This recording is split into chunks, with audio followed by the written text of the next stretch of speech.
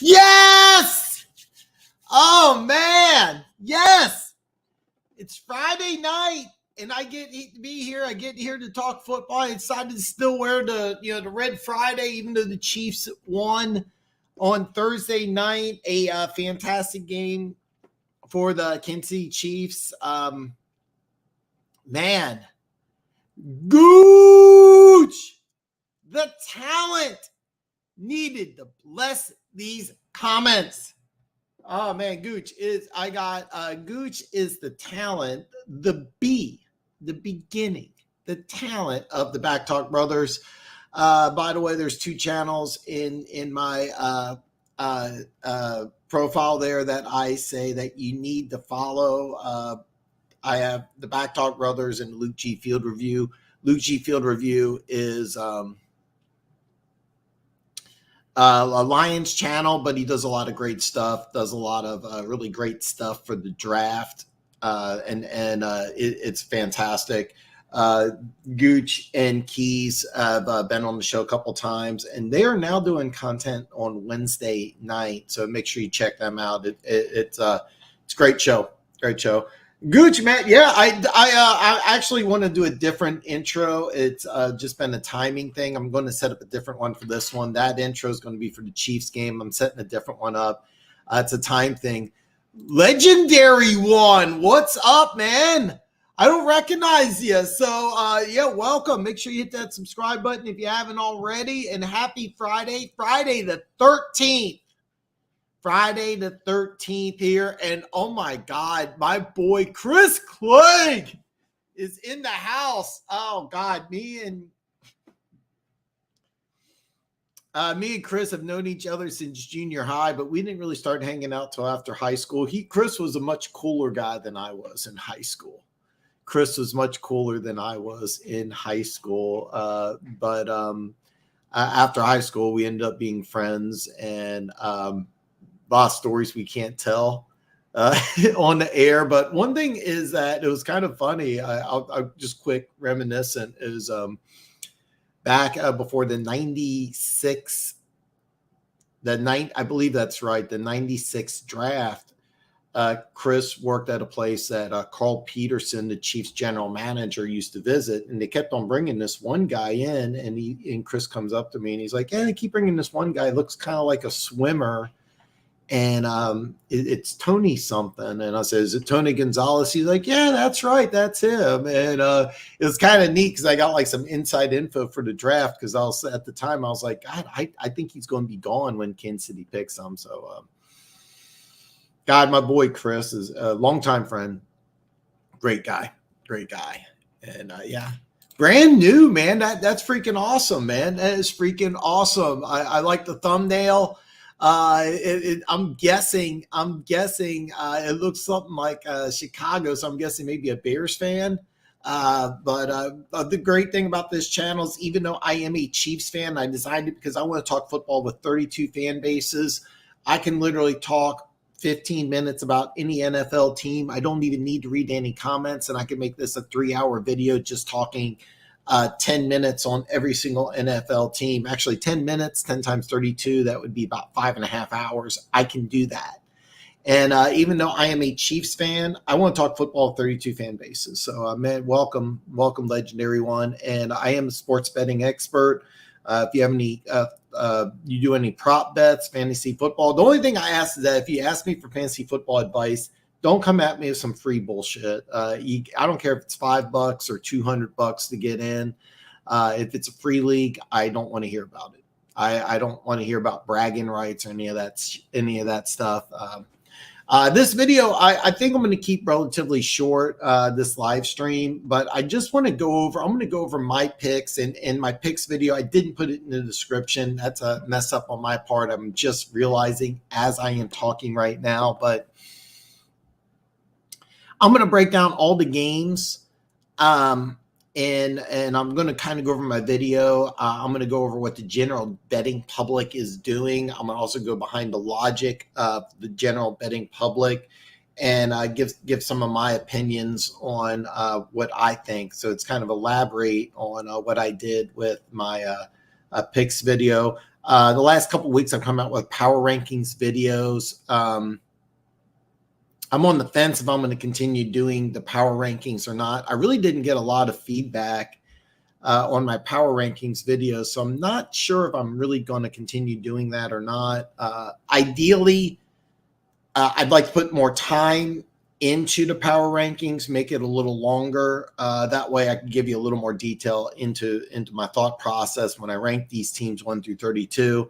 But due to time constraints, I just been kind of putting the teams out there. I keep the video short, just under 5 minutes. I don't go into a lot of detail. Please do. Yeah, please do. I don't have it. I don't have it here.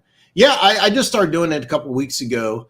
But yeah, check it out. It's very short. I just basically put the teams out there. But the next video I do, if I have the time, I'd like to do like somewhere between 30 and 75 seconds on all 32 teams, just a quick synopsis on my thought process. If I can't do it, I'll probably do something short, just like I did last time. Keep the video under 5 minutes. It's kind of funny because I'm either going to make the video 5 minutes or I'm going to make it about 20 to 25 minutes. But it's just due to the time. I'd like to do the longer video because I'd really kind of want to dive into each team in a little more detail, give you an idea of what I think. But yeah, check it out. The current video I have is just 5 minutes. I should have put it in the description, and I did not. But you can go to my YouTube channel. You can check it out.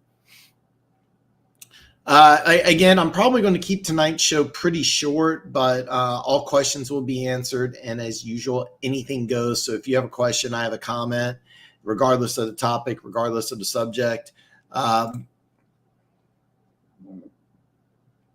Gooch says, I'm going to start. Everyone says we need a new receiver. My thought is Andy is testing, and after the break, he's going to unleash these guys right now, him and PM15, trying to figure out who does what the best. Yeah, I really don't think we need a new receiver. I mean, look at the receivers we have. They're all young guys. Kadarius Toney, a lot of people forget this is a former first-round draft pick. Everybody thought he was going to be a first-round draft pick. Everybody said there was no problem. There were some maturity issues, some injury issues, but this was a first-round talent all day long. And you saw that he did a little wildcat action.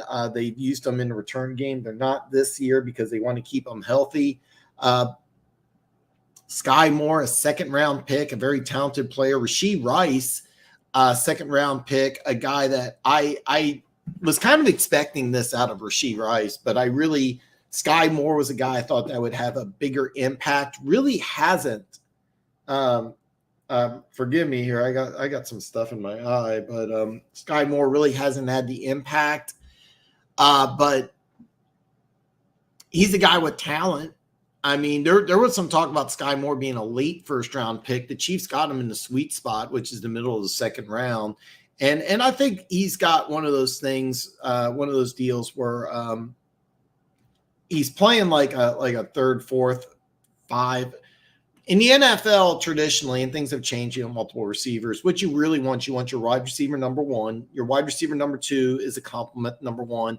Wide receiver number three, usually a lot of teams want to have like 3 caliber starters, and your number 2 and your number 3 are quote unquote number 2 wide receivers in the NFL.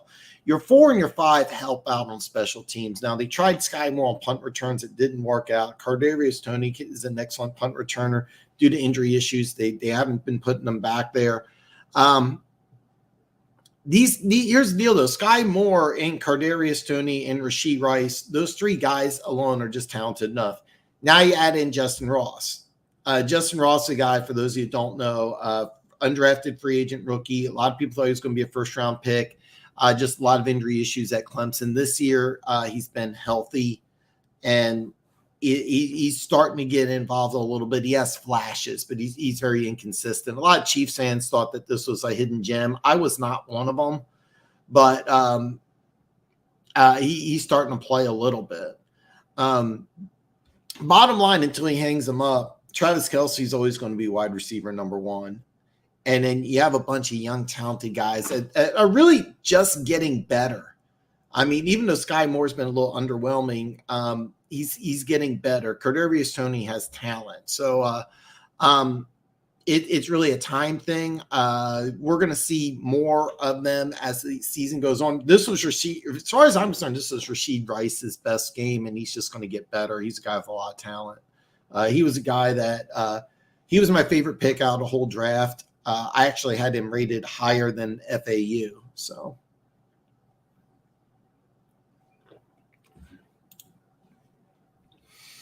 PM15 says him and Sky spend every practice together, and they haven't really thrown to him. I think they're staying vanilla for a reason. I'm really kind of concerned because I was buying into the hype. I thought he'd be a secret 1,000-yard receiver, maybe somebody you play on fantasy football, and they're not using him. And I'm kind of curious as to why. Because they're not really using him a lot, it kind of leads me to believe that they still don't have a lot of faith in the kid. He's a guy that I think really kind of needs to contribute some more. I don't know the answer behind why, but he's a guy that really needs to get things going.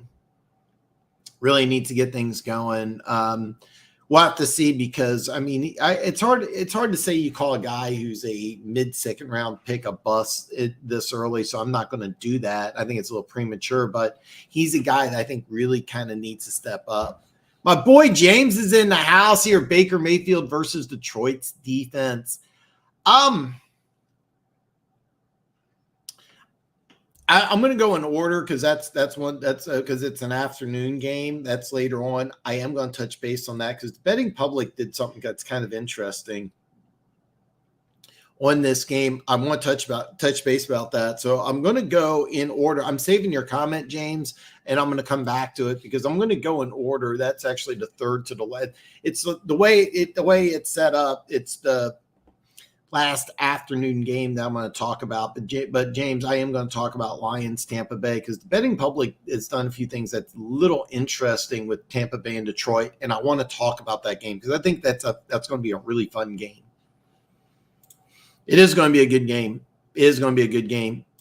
I think Watson injury, while terrible, is a blessing in disguise. So one of the biggest jumps that has been made is San Francisco went from a 5-point favorite to a 10-point favorite because Deshaun Watson is out. Cleveland's off of a bye. So was it Dorian Thompson-Robinson, DTR, rookie out of UCLA, who won I'm going to say one NFL preseason because he ended up being a guy that when you're a 7th-round pick, even at quarterback, you're not guaranteed a spot. I've seen a lot of 5th-round quarterbacks get cut, 5th, 6th, 7th-round quarterbacks get cut, but he played phenomenal in preseason. Matter of fact, Kellen Mond, a former 3rd-round pick who was cut by the Vikings, that's kind of an interesting story because Kellen Mond's a guy I was really, really high on coming out of Texas A&M. Beat out Kellen Mond and won that backup job. And now that he's got a bye week plus this week to prepare more as a starter, Cleveland's got weapons. You're going against one of the best, if not best, defenses in the NFL in San Francisco. So it's going to be fun. I would be floored if Cleveland wins this game, but it's an excellent opportunity for a young quarterback who's a 7th-round pick. We've seen it with Brock Purdy. 7th-round pick becomes a starter, and if he plays well, you go into the offseason like, we got something here. You got something here, so it could be. We'll have to wait and see. I mean, don't get me wrong. I think Deshaun Watson. I'll level with you. The whole Cleveland Browns situation's a little goofy, but I'll touch base on that next. The first game I want to talk about, Baltimore at Tennessee. It opened up with Tennessee being a 3.5-point favorite. They have some injuries. Baltimore was a 3.5-point favorite, not Tennessee. It's now gone up to 4.5. The over-unders jumped up from 40 to 42. I got Baltimore winning. I got Baltimore covering. There was a chart right before the show that showed up on Twitter, and I was going to bring it up, but I didn't get enough time. But they had a first coach to be fired Mike Vrabel was on that list, which I found to be very surprising. I don't think he's a candidate. I just think Tennessee's kind of in a rebuild mode. Derrick Henry's not the same guy. I think it's just a matter of time before Will Levis takes over. I said that at the beginning of the season. He's the future. You got a guy Malik Willis who might be a trade candidate, which has been, nobody's talked about it yet, but that could very easily happen. They're a team in transition, Tennessee. So I think Baltimore will, even though it's in Tennessee, I think they'll take care of business. So I'm going to touch base on this one. Also, this one's, I'm going to go in order, but Gooch says, can the Jets make it interesting? I'm going to touch base on that. Because that's a game that I have flagged on my picks video. I already talked about this. San Francisco at Cleveland. Cleveland was a 5-point home dog. Now they're 10 off a bye. The reason why it's 10, of course, is DTR. The over-under fell from 39 to 36.5. To be honest with you, even though the Niners defense is good and you got a rookie quarterback, I haven't checked the weather report, but I kind of like the over just 37 for an NFL team, especially a team that's got as many weapons as San Francisco. I like San Francisco to cover 5. I'd be a little hesitant even with a rookie quarterback to go 10, but my pick was San Francisco and 5. If you decide to bet on this game, I would really prefer that you take the over 36.5 rather than to bet on a 10-point spread, even with a rookie quarterback going against a good defense. I originally thought with a healthy Deshaun Watson off of a bye week that this could be a possible upset, but DTR, I don't see it. But it's going to be fun because this is a really, really good opportunity for a 7th round pick to, even if he doesn't put up a lot of points, even if they don't win, it's an excellent opportunity for him because is there a team that thinks that you could be a starter? DTR isn't starting. Well, that's the whole point of the show is to get some other information. I actually thought it was DTR. So thank you for correcting me. PJ Walker is getting the start. Okay, I'm sorry. I fucked up. PJ Walker. Okay, I thought DTR is PJ Walker. And for those of you who don't know, PJ Walker is had some starts with Carolina. Excellent opportunity for him. The same things apply. So interesting. I should have known that, so I apologize to everybody. Yeah, I'm sorry, guys. It's been a rough day. No excuse, though. I should have known better. But thanks, Gucci man. Let me know. I mean, hey, look, this channel's not an echo chamber. One thing I want to be very clear is a lot of channels out there where everybody has to agree with the host. This is not one of them. If I'm wrong, tell me I'm wrong. Disagree with me. Let me know. I mess up. I'm human. But I do know my football, but I dropped the ball there. So, next game is Minnesota at Chicago. Chicago was a 2.5-point home dog. Now they're 3. The over-under dropped from 46 to 43. So a lot of people like the under in this game. To be honest with you, I didn't check the weather report in Chicago unless there's horrific weather. I kind of like the over on this game.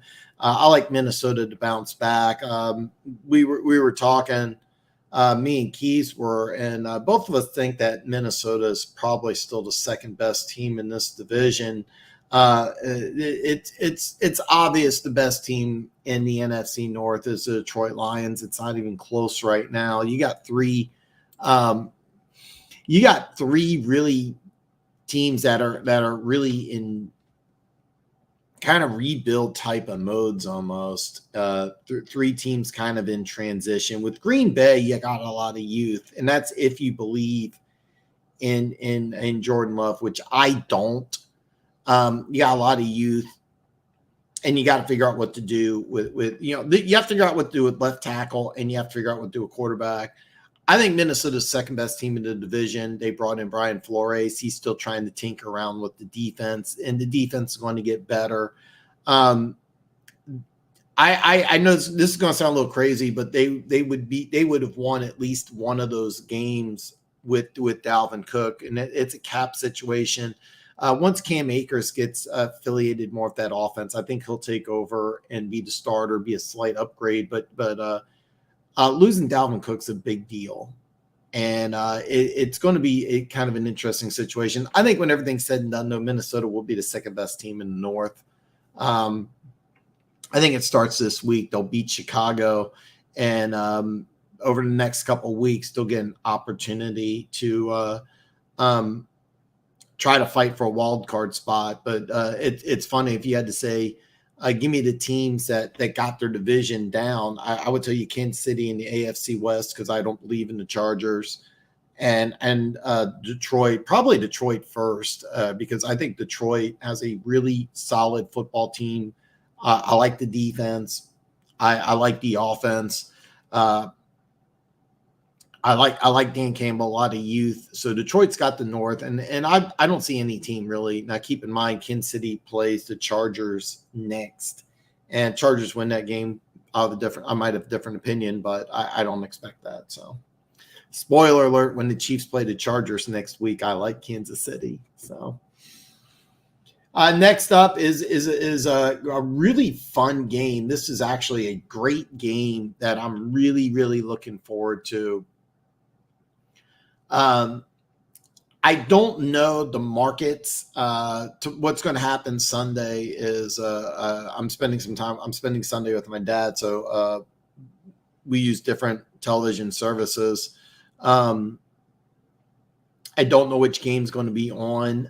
It could be Baltimore at Tennessee, but I really hope it's Indy at Jacksonville. Both teams are 3-2. Gardner Minshew is going to get the start against his former team in Jacksonville. Jacksonville opened up as a 4-point favorite. The over-under is 46.5. The over-under is dipped to 44. This is another game that I like the over in. Action's been relatively stagnant. It's been Jacksonville staying at 4, and I kind of like Jacksonville at 4, maybe 4.5 or 5. I like Jacksonville to win and cover. I think that they were my team at the beginning of the season. I thought that would be the biggest threat to the Chiefs, and then when they started off 1-2, it was so funny because that third game of the season, they lost to Kansas City week 2, and then week 3 they lost by 20 to the Houston Texans at home. Jaguars fans thought the sky was falling. They were jumping off buildings. They were giving up. They wanted to trade everybody. And then, a couple weeks later, they beat Buffalo in London. My boy UCF Jaguar put out a video saying they owned the Bills. I was kind of like, oh boy. He was trying to tell people not to jump off the building. Jaguars fans are kind of funny. They went from jumping off the building to they went from jumping off the building to saying that they owned the Bills. So kind of comical, to tell you the truth. But the winner of this game obviously is the inside track. Now keep in mind, week 1. Jacksonville beat Indianapolis in Indianapolis. So if they get the sweep and they win this game, the other two teams in the AFC South are 2-3. So it's a nice inside track if Jacksonville gets to win. If Indianapolis gets to win, they split the series. But I still like Jacksonville to win this division. Trevor Lawrence was my preseason pick to win MVP. First 5 weeks, he hasn't played that way, but it's a long season. But I haven't checked the weather report on any of these games. I'm bad on that one. If you got some action that you're wanting to place, for over-unders, the first thing I always do is check the weather report. And for those of you that don't know, rain doesn't really affect the game, neither does snow. High wind will affect the over-under, and that's what I'm really looking for. If it's like a monsoon or something like that, then yeah, I would lean toward the under. But a lot of people look at rain and want to bet the under. Rain doesn't really affect an NFL game. A lot of people think snow affects the game. It really doesn't. It's just high wind is the one thing. And there are some games that even in high wind are high scoring games. I mean, but when I see a line drop from 2 whole points, usually it's teams are buying into the defenses. Well, actually, in this case, 2.5. I'm sorry. It went from 46.5 to 44. The numbers I'm getting are from DraftKings. If you use a different service and you want me to look up something else, I have accounts on almost everyone. I just use DraftKings. I'm not associated with DraftKings. I have no affiliation with them. It's just the one I've been using. I just picked one, basically. But if I do get an affiliation with another one, I'll use that. So.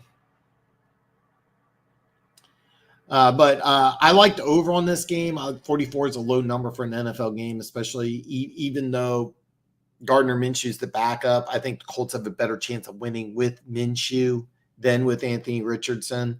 Now, long term, they want to build a team around Richardson. But look, 5 games, he's been injured 3 of them. That's a problem. I mean, that's a problem. I mean, bottom line, that's just an issue, and that's something you got to work on. I don't know if it's because of the offense that they're trying to run in Indianapolis, but that's just what we have. Oh man, I got my boy Chad in the house. Dan the man talks football. Yes. Oh man, my brother from another mother, Chad, man. Oh man, I got Chad in the house. This is just fucking great, man. I love it. I love it, man. I got Gooch, I got Chad, my boy Chris popped in. I got somebody new popped in. This is just a great day. Great day. Great day. Next game is Seattle at Cincinnati on Friday night, Friday the 13th. Some hot coffee. You know what? I only have water here. I slammed an energy drink. Long story, but I slammed an energy drink right before I went on, but I just have water right here. If you're wondering what the noise is, if you guys hear that, the resident who lived in the apartment across the street moved out. They're just fixing it up so they can, she's lived there for a long time. Very nice lady. So anyway, they're just fixing it up. I don't know if you guys can hear the noise in the background or not, but I'm kind of surprised they're doing it this late. But next game is Seattle at Cincinnati. Cincinnati opened up as a 2.5-point favorite at home. The line dropped from 46.5 to 44.5. The over-under dropped from 46.5 to 44.5. It goes from Cincinnati 2.5 to 3.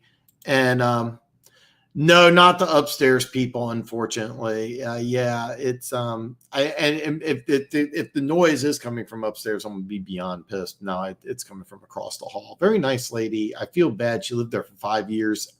Said hi to her. Said had a real nice dog. I petted a dog. Never learned her name. If you're a neighbor of mine, basically all I want to do is say hi. And if you have a dog, I want to pet your dog. Dogs love me. All dogs love me. It's pretty much science, but that's about it. I'm not overly friendly with my neighbors. Maybe I'm a dick. I don't know. I just basically all I want to do is wave and say hi, and that's it. I'm that type of neighbor. Wave at me, say hi. If you got a dog, I want to pet your dog, but that's about it. Maybe I'm a dick. I don't know. The over-under with Cincinnati kind of leads me to believe it might be a weather issue. If it's not a weather issue, defense is involved. However, with the explosion Cincinnati had in the desert, I'm still not sold on Seattle's defense, even though they had a great game. So I really like the over on this one. I'm kind of surprised it's 44.5 because I think both teams can put up some points on offense. I got Cincinnati covering 2.5. Okay, for those of you that don't do sports betting, the difference between 2.5 and 3 is massive. My score prediction actually was a low-scoring game. If you watch my video, it's 24-20 because I do like Cincinnati to win and cover, but I do think it could be a low-scoring game. But 44.5 is just such a low number. I was kind of just throwing that out there because my main concern when I do the score predictions, not the over-unders, but who's going to cover. And that's what I've been keeping track out the whole year is my picks against the spread. And right now, I'm under 50% for the year against the spread. So hopefully this week I can get covered. I do like Cincinnati to cover. Can Seattle win? This is a big game for the Seahawks. And I'll tell you, this is actually a big game for both teams. Here's the deal with Seattle. You got a chance to still win that NFC West, where San Francisco looks like the best team in football right now. One thing I didn't lead off with, and I should have, is Keys had a fantastic comment on my live stream. Keys had a fantastic comment, and he goes, "Why is San Francisco the favorite to win the Super Bowl right now instead of Philadelphia?" And the reason why is the betting public is believing San Francisco is the best team in football. Anytime you have numbers that talk about who's favored, who's not, it's due to the betting public and what the betting public is betting on. The betting public directly affects the ratings. And that's why I bring up these point spreads and the changes throughout the week, because you're knowing what these games are affected. So what it is that when a line drops from the over-under drops from 46.5 to 44.5, it makes a 2-point drop in a couple days because people are betting the under. 2.5 to 3, well, people are betting on Cincinnati. Now, can Seattle beat the Bengals? I actually think this is a big game because if Cincinnati loses, I know it puts them at 2-4, and a loss at home is going to be tough. I get that, but the whole AFC North is beating up each other. Both Baltimore and Pittsburgh are both 3-2. So you have an opportunity. I don't think it's that big of a deal. You can come back from 2-4. You can still win that division. It wouldn't surprise me if the team that wins that division ends up being 10-7, and that wouldn't be a team I'd want to play in the playoffs. But I mean, still, I mean, you got that division's tough. It really is. It really is. Seattle, on the other hand, they lose a game, and keep in mind it's an AFC game. It's on the road. I wouldn't blame Seattle if they lose. But if they do, they're 2 games, behind San Francisco, potentially. Now San Francisco loses, against a backup quarterback in Cleveland. You never know. But this is a good opportunity for Seattle. If Seattle wins this game, this is a good opportunity for them to say, "Hey, look, we beat Detroit. We got a lot of talent on both sides of the ball. We got some young talent. It's an opportunity for them to say, "Hey, look, we're here in the NFC also." When they beat Detroit, my general reaction was that Detroit put a lot into week 1, and they came out flat week 2 against Seattle a little bit. When I do power rankings, just to spoil it, I do have Detroit ranked above Seattle because I think if you played them in a best of 5 or a best of 10, Detroit would win more than half. But, the saying, any given Sunday. And that was a great game, by the way. It went into overtime. So, I mean, it could have gone either way. Seattle with a win can announce that they're an elite team in the NFC with San Francisco and Philly, which are the 2 lone undefeated teams. So right now, I think you got to say those 2 are the best teams. Who's the 3rd best team in the NFC is interesting because can Seattle say that? Can Detroit say it? I still think it's Dallas, even though they got blown out against San Francisco. We'll talk about Dallas here in a bit. All hail the Kings of the North. One Pride 40. What's up, brother? By the way, be like One Pride, subscribe or follow me on social media. Send me clips of like One Pride who sent me some guys that One Pride sent me some guys that he thinks I could collaborate with, which is kind of interesting. One of the things I want to do in the future is bring more guests on the show. That way you just don't hear me talk and ramble on, give a little back and forth. And be like One Pride. Follow me on social media. One Pride sends me a lot of great stuff that's not just football related. Sent me some really good workout videos, which I have to start doing. I've been eating a lot of junk food lately. There's been a weather shift. Like fall has finally arrived here after a long hot summer. Like today's you don't wear shorts today, like the days of wearing shorts are over for most people. I mean, my nephew's one of those people, it's 20 degrees and he wears shorts, like, oh, my legs don't get cold, yeah.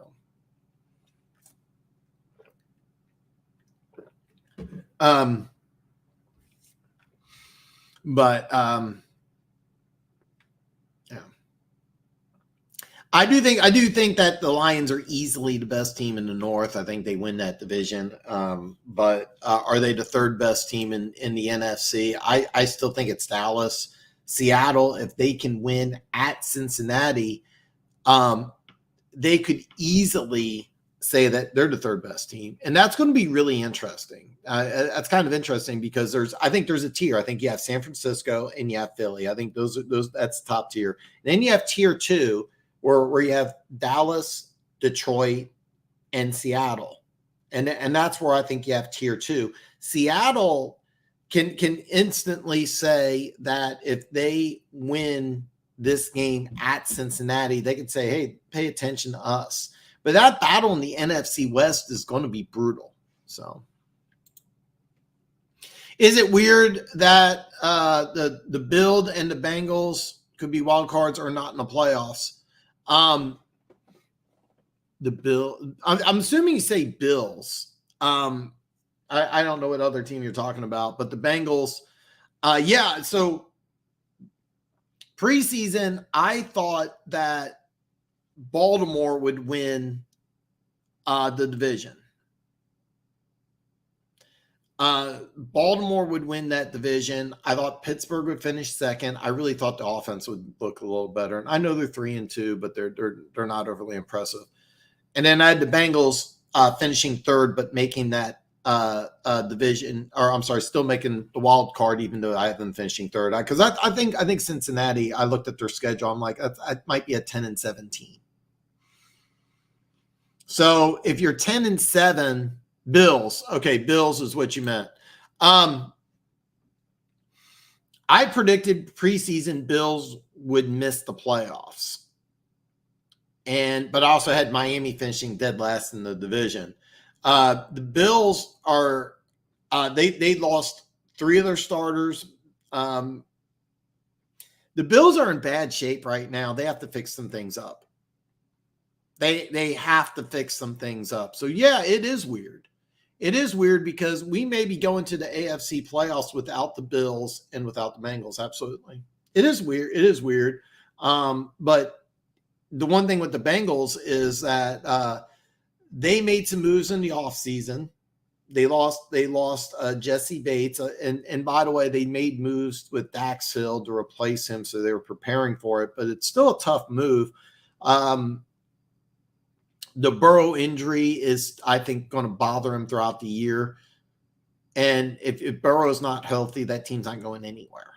But yeah, you got a great point. Oh, by the way, I think my martial arts coach might want to get into jiu-jitsu. That would be awesome. If you do jiu-jitsu tournaments, send me some of that stuff. I've done Krav Maga. I'd like to get back into it. I don't have the time, unfortunately. It's something I think that's important. I think every guy should take some sort of self. I think, I could say, because one of the things that the guy who teaches class, he offers women's classes, and I think it's very important for women, but I think every guy should take some basic self-defense. Maybe I shouldn't announce this to the general public. I carry a gun. I just, it's a crazy world out there, but, I hope to God I never need to use it. But, yeah, I carry a gun everywhere I go. But I'd like to think that if the situation escalated, I would resort more towards Krav Maga training, getting a fighting stance, and then I'd pull a gun. So I have the Lions at 5. I have them at 6. I have Dallas at 5. And that's why I wanted to go into more detail on my power rankings, is because that was one of the hard ones, is between Dallas and Detroit. And I kind of flip-flopped them, to be honest with you. But I settled on Dallas at 5 and Detroit at 6. And that's why I wanted to make the video longer, because I kind of wanted to go into some detail regarding that, because that's a tough one. Like, if they were to play, here's my logic behind my power rankings. These two teams play 10 times, who wins? And between Dallas and Detroit, I really think it's 5 and 5. I don't see too much of a difference. I can make a case for Dallas. I can make a case for Detroit. It was hard. That was a hard one. So SMN, man, I'm 0 and 5. Well, dude, I'm here to help you out. The one thing I ask is that you have money involved in this league. I don't care if it's $5 or $100, but if you have a free league, don't worry about it. Sell our chain in London for Ford and Metcalf. I'm 0 and 5. Ooh, God, that is a tough one. Okay, here's the problem. All right, so for those of you that don't know, Devin Archain, probably if you have a PPR league, Archain, I'm gonna go with the because you didn't put it in there. I'm assuming you're in a standard league, not a PPR league. Okay, Archain's going to be out for a couple weeks. If I remember right, you do have okay, it is a PPR league. Okay, good. All right. So Archain's going to be out for several weeks. All right. Since you're 0 and 5, I would consider selling him. And the reason why I would sell him is that you got to get a win. The problem is, and I also like the move about London. And the reason why I like the moving on from London, I'm assuming you're talking about Jerome Ford. Let me know, because I really want to help you out here. Because you have Van Jefferson coming in, right? John Robinson's eating some touches. London is a guy that is got. If it was a dynasty league, I would try to keep those. But you're 0 and 5, I would make this move. Now I'm assuming you're talking about Jerome Ford, the running back for Cleveland. DK Metcalf, I like, because even though you had Jackson Smith and Jigba. Here's the issue with Metcalf. All right, I'm gonna warn you this right now. Metcalf is not going to be a consistent guy for you. All right, he's going to have some weeks he's going to get you 20. He's going to have some weeks that you're going to get 5. He's not going to be consistent for you. Okay, I don't know who your other receiver is, but is it better than London? Then the answer is yes. And with Jerome Ford's a guy that I absolutely loved coming out of Cincinnati. For those of you who don't know, he was at Alabama. Wasn't getting any touches, transferred to Cincinnati. They re-signed Kareem Hunt, but he's getting more and more touches. He's a talented guy. He's going to get you touches where Devin Archain isn't. All right, so I like the move. I'm just warning you, with Metcalf, you're not going to get steady, consistent production, because you have Jackson Smith and Jigba. Tyler Lockett, I've always said this. I think Tyler Lockett's the better receiver. Just DK Metcalf's the more explosive one. But the answer is yes. I do like this move. If you were in a dynasty league, I would keep Archain in London, because I think those two guys would give you more upside in the future. But you're 0 and 5. At this point, I would make the move, because with London, John Robinson's eating a lot of your touches right now. I like Desmond Ridder, but I haven't seen enough in him to think that he's the guy. More than likely, Atlanta's going to move on from him and draft a quarterback. This year's draft class is loaded. I mean, they're going to make a lot of changes. You got Kyle Pitts, and you traded for Van Jefferson. There's a reason why you traded for Van Jefferson. So I like this move. And SMN, man, I don't recognize it. So I don't recognize this. If you haven't already, do hit that subscribe button. By the way, all my social media links are below. Send me a friend request, which I use Facebook, Twitter, and Instagram. I've been getting some pushback to use TikTok. I don't do TikTok yet, but if you have Instagram, Twitter, or Facebook, I'm old. I use Facebook. Send me a friend request.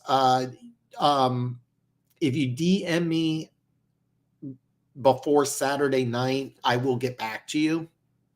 But I like this move. Short answer is yes.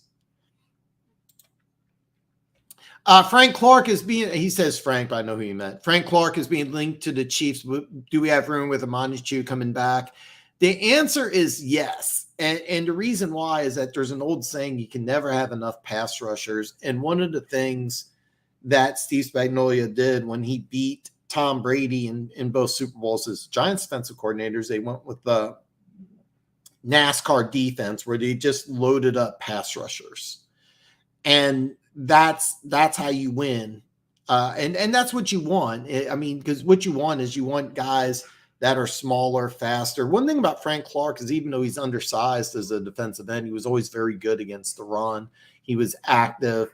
One thing about Frank Clark that's really, really underrated is he was a really good presence in the locker room. Really good presence in the locker room. So I'm 100% on board with Frank Clark coming back because you can never have enough edge rushers. And one thing I've also noticed is George Karlaftis is having a fantastic year. And if you notice, they use him a little bit on the inside. So and they use Chris Jones on the outside. I'm an old school guy when it comes to edge rushers. You can never get enough. And this is a guy who said, hey, look, you guys didn't want me back. I got some money in Denver. I think it would be perfect for the Kansas City Chiefs. And by the way, the Chiefs have made moves like this before. If you remember in 2019, Melvin Gordon, or no. Was it Melvin Gordon? We signed from the Ravens, going to be in Hall of Fame someday. Terrell Suggs. Yeah, we signed Terrell Suggs. And then I remember we were having some issues and we signed Melvin Gordon and things just went up. I am 1,000% on board with Frank Clark coming back. So when I do jiu-jitsu, and I always go to my coach when we do jiu-jitsu, let others go into the groups, which is kind of interesting. When we do and let others go into the groups, it's kind of interesting. Yeah, if you don't mind, if you want to, you can send me some stuff like that. I don't do jiu-jitsu. I will get back into Krav Maga one of these days. Right now, it's just a time issue. Money and forfeits involved. Yeah, I figured it was Jerome Ford. I like Kyren Robinson quite a bit. I'm so sorry. I am very embarrassed about this, but Warren, I'm drawing a blank on. Saquon Barkley, if you're interested, is questionable for this game. If he plays, he's going to have a big game. Keep in mind, and I'll go over that in a little bit, but you have to keep an eye out on the injury report. You may want to bench Saquon just because he's questionable, but K-Ron Robinson, that's a good pick. I'm drawing a blank on Warren is. And but your trade, I like it. If it was a dynasty league, if it was just the opposite, you're 5-0, I would hold off because those guys might be better towards the end of the year. The thing is with London is that I didn't like when Atlanta drafted him 8th overall. I thought it was way too high. He was banged up, missed the last couple of years missed the last couple of games of his final season at USC. Wasn't healthy for the combine. There's been he's had splashes, spurts, whatever you want to call it, that he could be a stud. But Atlanta's in kind of a weird situation. So I like the move. I can't believe I'm embarrassed. I'm really sorry about this. You come on my show, you ask me for help, and I'm drawing a blank on who Warren is. Be careful about it. By the way, if you do make this move, I would start Ford over Barkley, even though Barkley could have a big game. I was going to go in order here, but just real fast. Daniel Jones is out. Tyrod Taylor is in. John Michael Schmitz is out. Andrew Thomas is out. So it's kind of tough. But if you get Jerome Ford, I would probably start him, even though it could be a tough game. But you have a backup backup quarterback. So I like Jerome Ford. So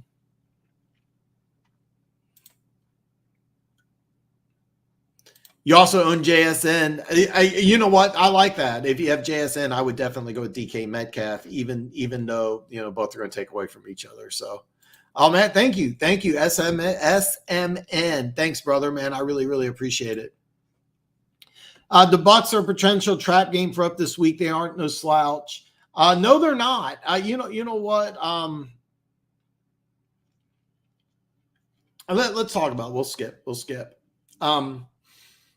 Let's see, which game was I at here? I'll put a mental note here so I know where I am at here, but I'll skip to Dallas, or I'm sorry, Detroit and Tampa Bay.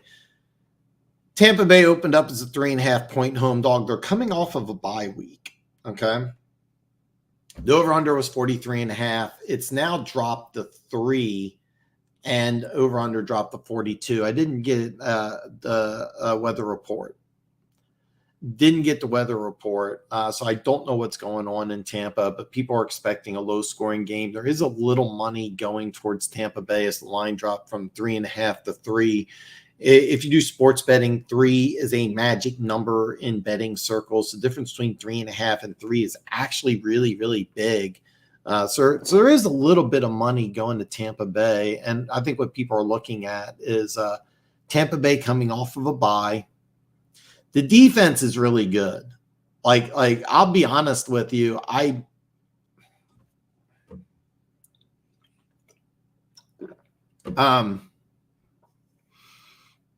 might like Tampa Bay's defense a little more than Detroit's. That's a tough one. I mean, let's be honest. Detroit's offense is light years better than Tampa Bay. There's no debate.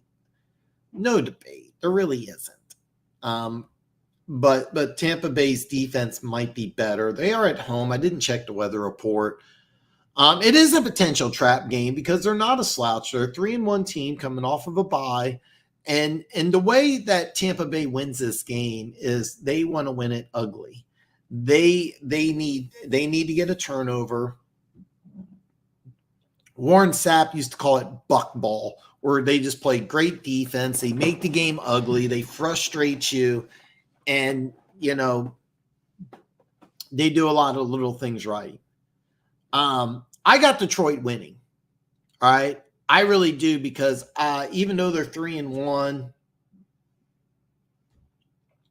I'm not sold on Tampa Bay. I think the Saints are going to win that division. I'm going to stand by that the Saints are going to win that division. But is it a potential trap game? Absolutely, because you're going down. Tampa's a weird place to play. It could be really hot and muggy. It could be raining heavily. You're a dome team. They have a tough defense, and they're coming off of a bye, so it's hard to say. Plus, the one thing about Baker Mayfield is that he could have a good game. So, I mean, he does remind me a little bit of golf. Here's the thing. Baker Mayfield, I think, is perfect for Tampa Bay if you're going to stick with Todd Bowles as your coach, who really wants to win in that old school way where, you run the ball, you play great defense, and you have a game manager at quarterback. And a guy like Baker Mayfield would work. But after this year, I really think that Tampa Bay is going to try to go in another direction. And I think if I'm Baker Mayfield, I may want to say, because he turned down big money in Cleveland, he bet on himself. It didn't work out. And if I'm Baker Mayfield, I understand that, you did some commercials, you're a popular dude, he's one of these guys that's kind of made for television. I could see his agent being like, hey, let's get you into a bigger market. If I'm Baker and I don't know why. I just don't think that these two guys Todd Bowles and Baker Mayfield want to be together, but I think they're the perfect fit. I really, really do.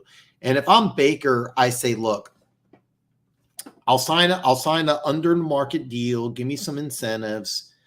Just don't draft a quarterback. Give me some help. Give me some offensive line help. They need another running back. And you could do something, because the defense is really good in Tampa Bay. So,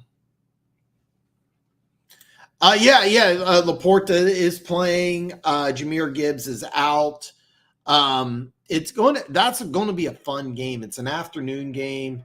I don't think I'm going to get it where I am at, but if they replay it on the NFL, I don't have the Sunday ticket yet, but yeah.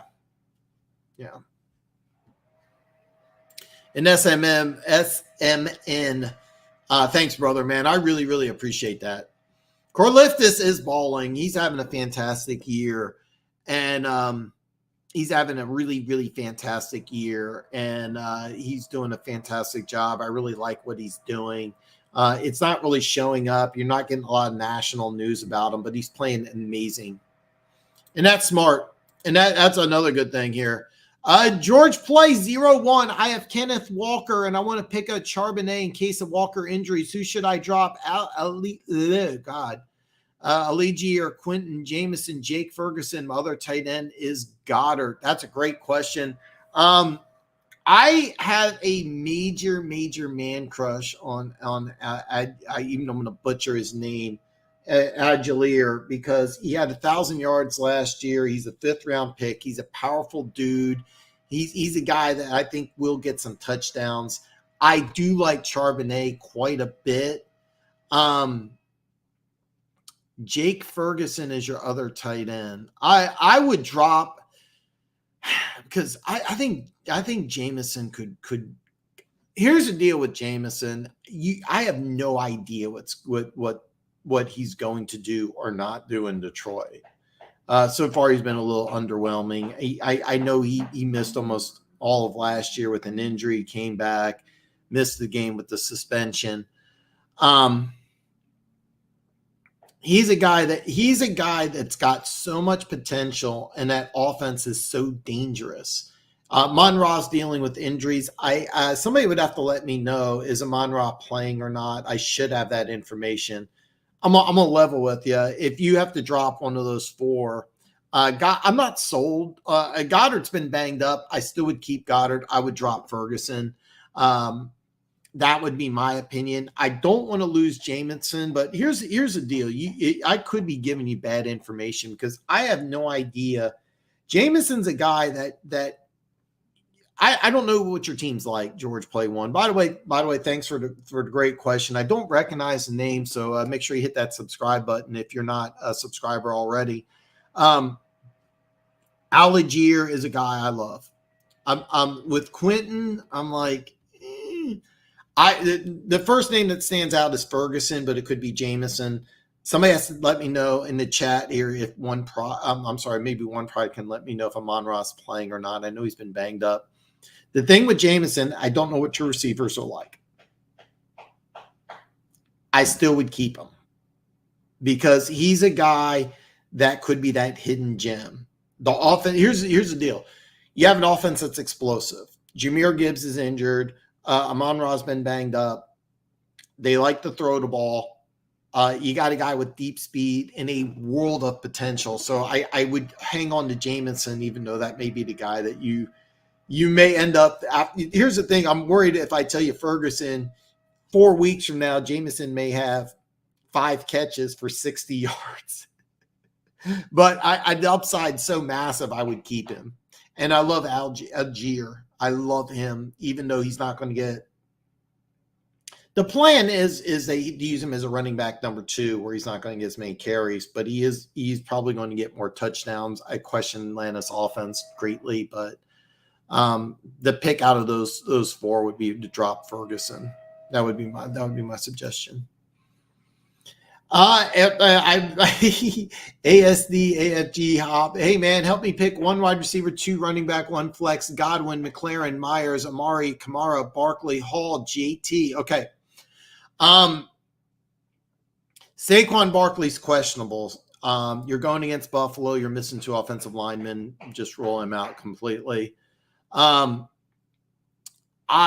Godwin's going against Detroit. I'm sorry, Lions fans. I like Godwin, so that would be my guy. That would be my guy. Jacoby Myers is interesting because you're going against New England. And I know they've got some issues and stuff, but not on defense. All right. I like McLaren quite a bit, but Washington's a kind of an up and down team. So here's what I would do. I like Godwin. I would take Godwin. I would go with Kamara definitely as one of your running backs. The Saints are playing Houston. That I was going to get to that game, but I think Kamara could have a really big game. That could be a breakout game. I feel embarrassed here. I'm drawing a blank on who JT is. I'm drawing a complete blank on who JT is. I'm drawing a blank on Hall and JT. I apologize. But I think Godwin and Kamara are definites.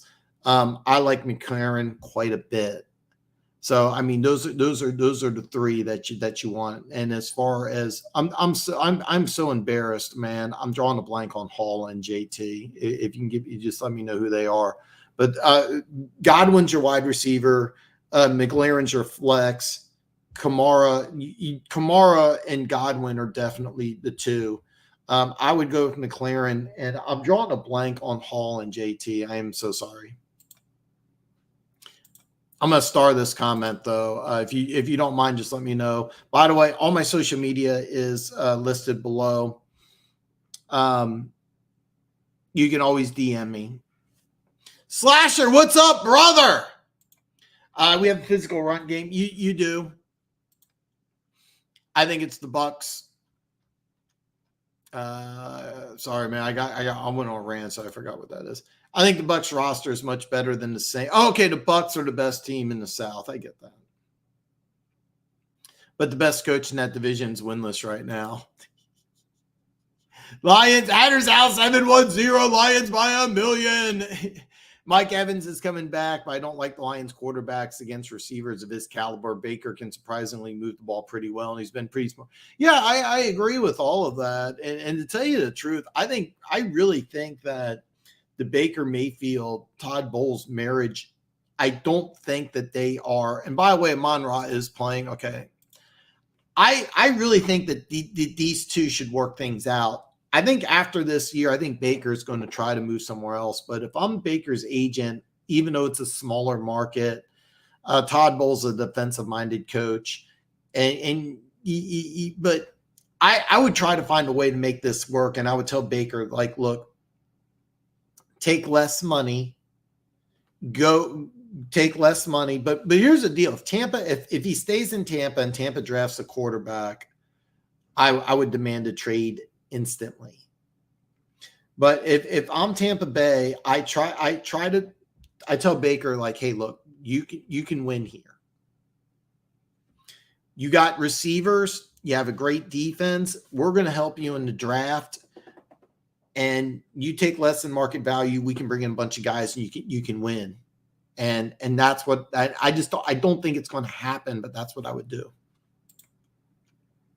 Exactly. Slashers nailed it. If the Lions do get beat, because they can't stop Godwin and Evans, 100%.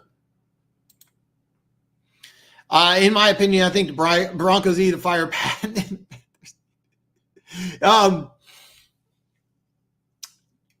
With Carolina, it's really a shame because they got the Broncos defensive coordinator who I really liked, and he's doing just a terrible job. But I think it's just going to take some time. But for the longest time in Carolina, because the defense was really good last year, it was really, really good. So the defense being really bad, I'm assuming is a time issue, and Evro's just going to need to take a little bit of time. I think it's a little too soon because Carolina bought into that. You need to get the quarterback and everything else is fine. Great. So everything else is just fine. So I would think it's a little too soon. It's with the Broncos. I mean, they took a swing and a miss with Russell Wilson. I'll be honest with you. It's going to be really interesting what the Broncos do this offseason. But it wouldn't surprise me if that ends up happening. By the way, Cooper Kupp, when he comes back, and Olave are really good receivers. Who were your other? Is it okay? You know what? If these two guys are your starters, I might drop Jameson, to tell you the truth. But I mean, to tell you the truth, I would take Goddard over Ferguson. So I'm stick with Ferguson, but I really like both of these guys. Really like both these guys. Amon-Ra is okay, yeah. And JMO is going to get playing time. Breece Hall and Jonathan Taylor, come on, you're right. You're right. I'm sorry, Slasher. It's been a bad time for me. Bad time. So all right, sorry about that. All right. So ASD, AFG, HOP. All right, let me help you out. All right. I love Jonathan Taylor. I don't know why I couldn't put JT together, but Moss is getting just wildly productive. Okay. Here you got to go with Hall. Okay. I have no idea why I couldn't think of Breece Hall. You got to go with Hall. You got to go with Kamara. Those are your two. I'm sorry. I fucked up. So I'm sorry. Breece Hall, Kamara. That's your running backs. Godwin is your wide receiver. I would take McLaren personally, because he has the highest upside in my opinion. I love Jonathan Taylor, but Moss looks amazing right now. That's just my thought. But Hall's a no-brainer. I think Kamara's a no-brainer. Godwin's a no-brainer. After that, you can go in a couple different directions. I would go with McLaren. And by the way, yeah, you're right. I that's a fuck up on my part. Yeah. Yeah, and the thing is with Jameson, I'm just it wouldn't surprise me if in the next 4 games he does almost nothing. And it also wouldn't surprise me if one of these games he has like a 4-catch, 140 yards and 2 touchdowns. It wouldn't surprise me either way. I have no idea.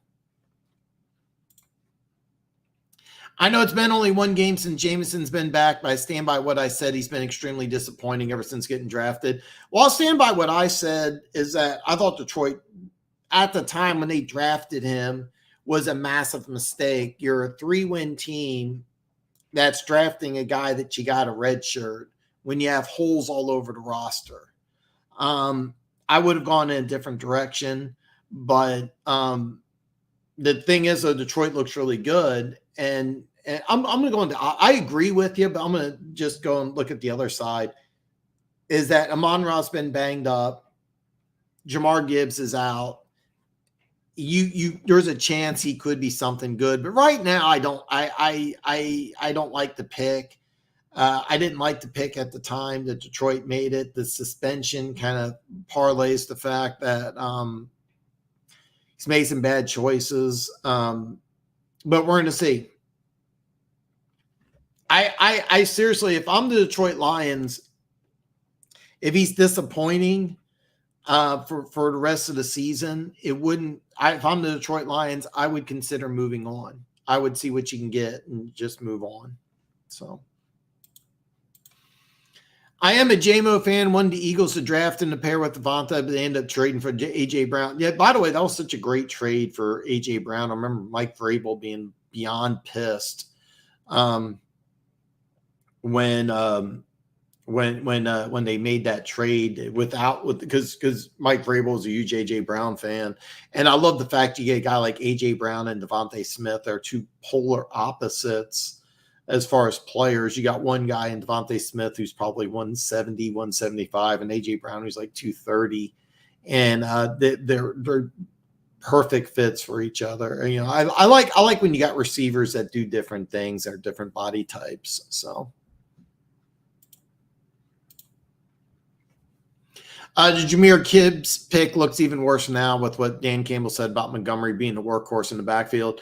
And here's the deal, Slasher, is that the plan was when they got Montgomery and Gibbs, the reason why I didn't like the Gibbs pick is that Gibbs is a guy that you want to get about 10 to 15 touches, where Montgomery's the guy that you want to be the workhorse. That was the plan all along. And I was like, why do you take a guy at 12 overall, especially at running back, who's only going to be a part-time guy? I didn't like it at all. Now, after that first game and after different parts of the season, Lions fans really like it. But you take a guy 12th overall who's going to be your running back number 2, didn't make a lot of sense. But here's the deal: when you got Gibbs and you got Jameson Williams, you got some speed on that team, which is great because you got a guy like Montgomery who's a workhorse back, not a guy who, I know he had a long touchdown run last week, but he's not a speed guy. He's not the type of guy that you get the ball in his hands and he goes 80 yards for a touchdown. Gibbs and Jameson Williams are. Then you get a guy like Laporta, you get a guy like Amon-Ra St. Brown. So you got guys that can do multiple things on multiple levels of the offense. I didn't like the pick. I really hated the pick. And I would have liked the pick if it was 32, not 12. But at 12, it doesn't look good. And he's out. And that's kind of an issue with him. I mean, he's not an every down back. He's going to be a part-time back. And the more you use him, the more you risk injury. But yeah, I get it. I get the Lions' logic. I just didn't like it, I didn't like the Gibbs pick. Still don't like it. Just imagine if they took Gonzalez, if he was on that defense with Branch, Hutch, and CJ. Oh yeah, and Gonzalez looks amazing. Let me throw it out. Let me throw something else out there. When if at 12 they took Joey Porter Jr. I mean, he had big interception in the game last week. I have a buddy of mine who's a Steelers fan. He says that he's going to replace the free agent out of Buffalo who's on the last year of his contract. I'm drawing a complete blank on his name. Anyway, Joey Porter Jr. Yeah, so Porter has been on the bench. He's now getting elevated to start with Broderick Jones. And it's drawing me Levi Wallace. So Porter Jr. is going to replace Levi Wallace as a starter, which is something, that they were planning on doing. And Wallace is a guy that could be traded because, I mean, he's not a slot guy. So, and I know Gonzalez is hurt. He's out for the year, but I mean, Gonzalez looked like when he was playing maybe the best corner in football. So, but I mean, I know you guys liked the pick at 12. I hated it. I get having an explosive running back. Makes sense. Yeah, right now it's Branch. It could be Hendon Hooker. But Branch, yeah. And Branch is a guy, there's no way he should have gone in the second round. But the potential he has is through the roof. He was edging out Carter for Defensive Rookie of the Year before he got injured. Yeah, I mean, Gonzalez, I stand by this. Before he got hurt, Christian Gonzalez looked like the best corner in football. I mean, he looked that good. I mean, the Patriots had him follow Tyreek Hill, and I think he held Tyreek Hill to like 5 catches, 47 yards. He followed A.J. Brown. A.J. Brown didn't have a great game. I think he even had an interception against him. He looked like the best corner in football. He really did. By the way, Carter is injured. I don't think he's not playing this week too. So let me continue on. We grew on the pick, but we hate it. Yeah. Next best is Laporta. Yeah, and Laporta's great, and we'll have to see what they're doing. You have to tell me. Because if Jack Campbell's not starting after the bye, then I have to really hate that pick. Trenton Simpson was a guy that I get that you wanted to go with a bigger guy, but Trenton Simpson, who slid to the 3rd round, Drew Sanders, who also slid to the 3rd round, were guys I liked a little better. Slasher Branch is your Defensive Rookie of the Year. I said it. Yeah. Sirani said he'll be back for Miami. Well, that's going to be a big game, by the way.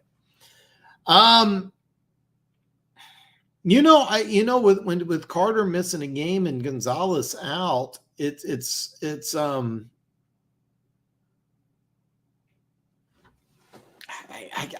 want to argue it, but I may not be able to. Branch is not. No, he won't. He won't. And Carter's been playing lights out though. So I'm going to get back here.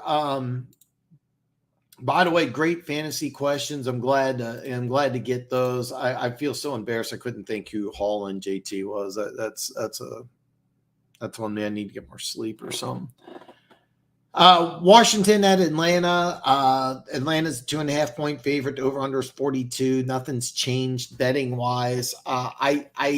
This is a game that I could go one way or another because Washington should be mad.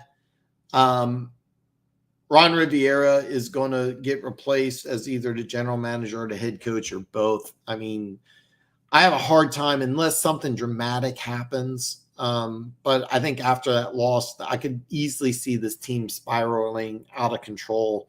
I like Atlanta here because the loser of this game, you really have to look at the head coach and say you're probably almost fired, because if Atlanta loses at home, they're not in good shape to make the playoffs, and Atlanta needs to make the playoffs in order for Arthur Smith to keep his job. The new ownership group, it's going to be a weird situation. So I kind of think that if Washington loses again, the hype to Riviera could be gone. Makes a lot of sense. You got a guy in Eric Bieniemy that a lot of people think should have been an NFL head coach. There's lots of hype around him for last years. That's why he went to Washington, so you get the opportunity. So you got a guy that's ready to go as the replacement if you decide to move on from Ron Rivera. Kind of an interesting game.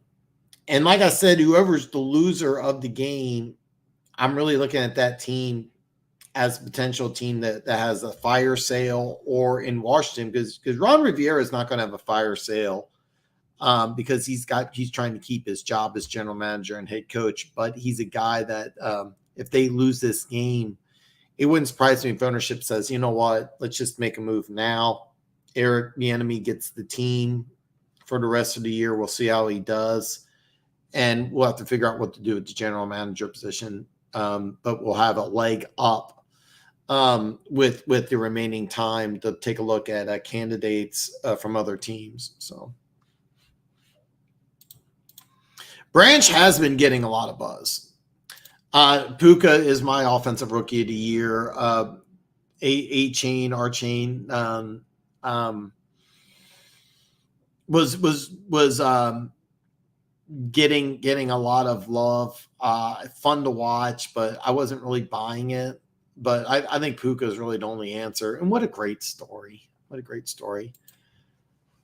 Coach of the year is Dan Campbell.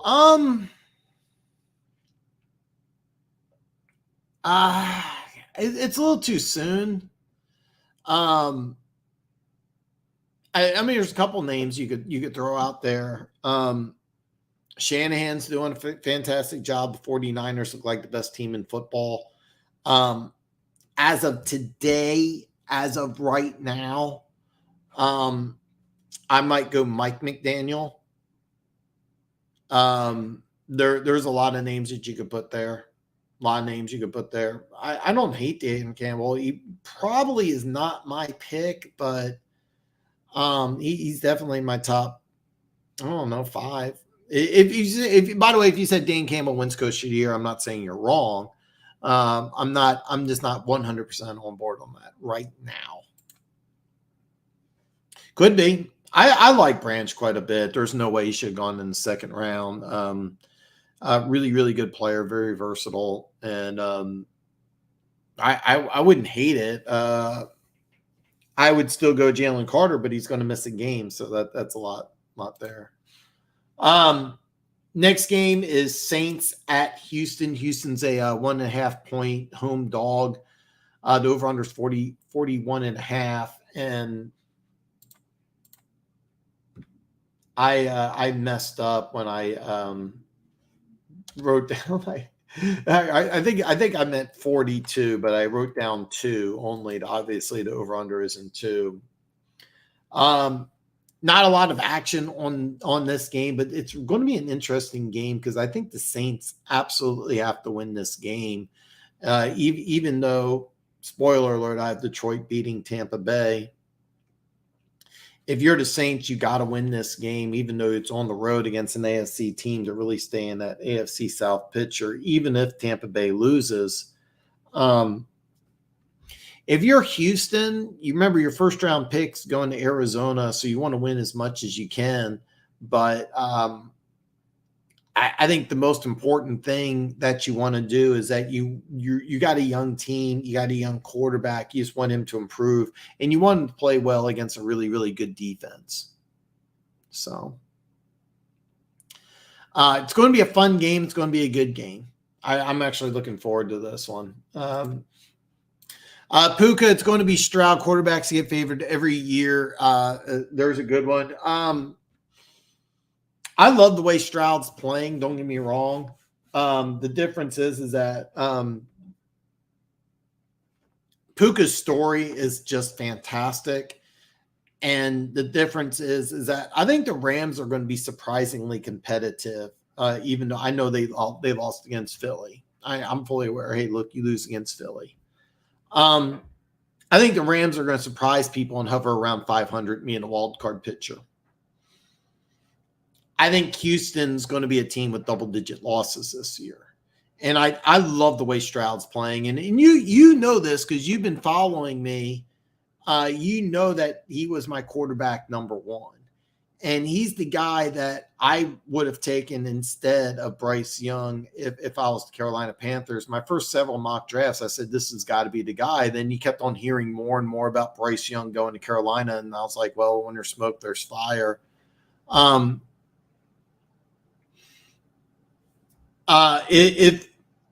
If Houston hovers around 500, yeah, I don't think they will. I think they're going to have double-digit losses.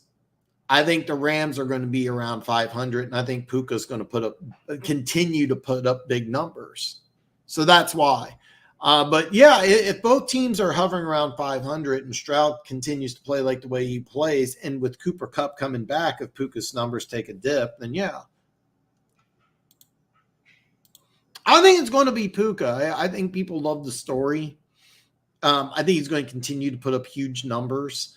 He's got a Hall of Fame quarterback. A lot of people want to debate this. I think Stafford's a Hall of Fame quarterback. I think the Rams are also a team that was a really bad team last year. I think that they're going to be in the wild card hunt. You're LA. It's a big market. Houston is not. I will say this, though. If Houston wins this game and Stroud puts up big numbers, then he becomes my favorite. But right now, I would have Puka above Stroud. But I get what you're saying. Yeah, I get it. Next game, New England at Las Vegas. Las Vegas, a 3-point favorite. The over-under is 41.5. The over-under is dipped. People are expecting a low-scoring game. I expect a low-scoring game in this one. Both defenses have had injuries and some problems. The Raiders defense played really, really well last week. I don't think it's sustainable. The Patriots offense looks so god awful. I do like New England to bounce back. Of course, I've been saying this for a while. This is actually a game that I hope is available that I can watch. I really want to watch this game, even though it could be a 13-12 type of game, something just a lot of field goals, really boring. The Raiders, I'm not sure what kind of direction that they're going in, to be perfectly honest. I loved watching 2 weeks ago when they had Aiden O'Connell. If I'm the Raiders, I would really kind of make a push because I think that the offense didn't look that different with O'Connell and Jimmy G. I know they gave Jimmy G starter money. Well, I tell you the truth, by NFL standards, it may not be like big time starting money. It's a contract you can get out of, but we may be seeing the Aiden O'Connell era coming sooner than later. I think the Patriots have to take a hard look at Mac Jones. His rookie year, I thought he was the guy. Last year, they blamed Patricia. I don't think you can blame Bill O'Brien. I mean, there's some holes in that offensive line. One of the things about New England that a lot of people don't realize is that the Chiefs really stole a key piece in their offense when they got Joe Thuney. He was their best offensive lineman. and they gave him a boatload of money, and that's been kind of the Patriots way. Patriots way that, you know, you get rid of a big time free agent, you replace them with somebody, and it didn't work, and the offense has really struggled. Where Kinsey's offense looks really big, or looks really good, because the offensive line means a lot. It still does. So I'm glad you're here, Gooch. I'm always glad you're here. The show's a lot better. I'm losing my voice rapidly. I only had half a bottle of water. So hopefully I'll be able to keep going, but my voice, it's hard to talk already. As long as you have questions, I'm going to do my best to go through here, but I'm glad you're here, Gooch. Don't be upset when it's given to Stroud, just like the MVP award with quarterbacks always give it to him. Yeah, I get it. I get it. And I get what you're saying. But here's the thing. Houston had that big win against Jacksonville, and he had a great game against Jacksonville.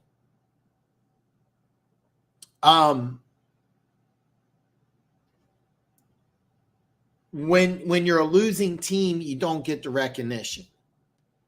Where I think the Rams are a bigger media market. It's a great story. Houston's a smaller media market. Plus, they have a smaller media market, and I don't think they're going to win too many games. I mean, I really do. I think they're going to be about 5-7 win team, where I think the Rams are going to win some games where they're projected to not be that good of a team. And I think he's going to put up big numbers. I'm not disagreeing with you as far as the MVP award with quarterbacks.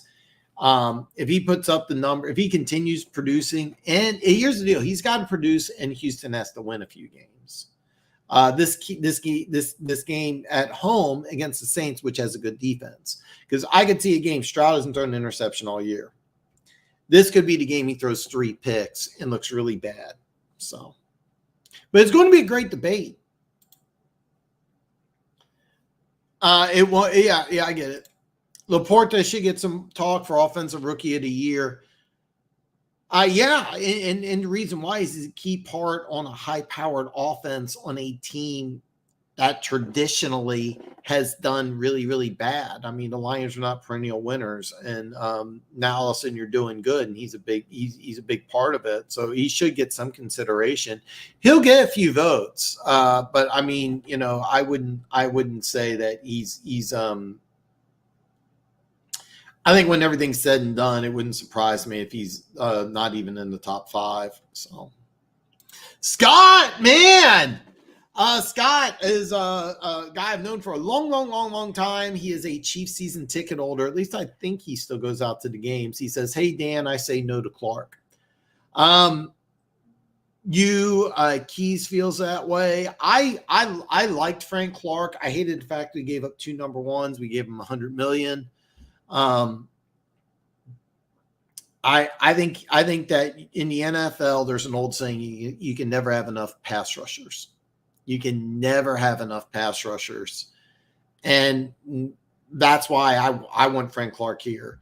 Now for those of you that don't know, we signed Charles Montague to a 2-year deal on free agency. He's missing the first 6 games this season. He looked awesome in preseason. So when he comes back, he's going to be a starter. And he's also a guy that I think you can get a creative with, because he's a defensive end, but he's 6'6", 280. Like, he can play inside, outside. And I think he's going to be very creative with the defense. Now, keep in mind the Chiefs have used back-to-back first-round picks. Now, Chiefs have had multiple first-round picks. 2 years ago, they had multiple first-round picks. So they've used 2 first-round picks on defensive end. Then we signed a Montague to a free agent deal. We still got Chris Jones. So Frank Clark could be seen as a luxury. One thing about Frank Clark that's really underrated, and there's a lot of people that are going to disagree with this, and a lot of people are going to ask questions kind of like this one.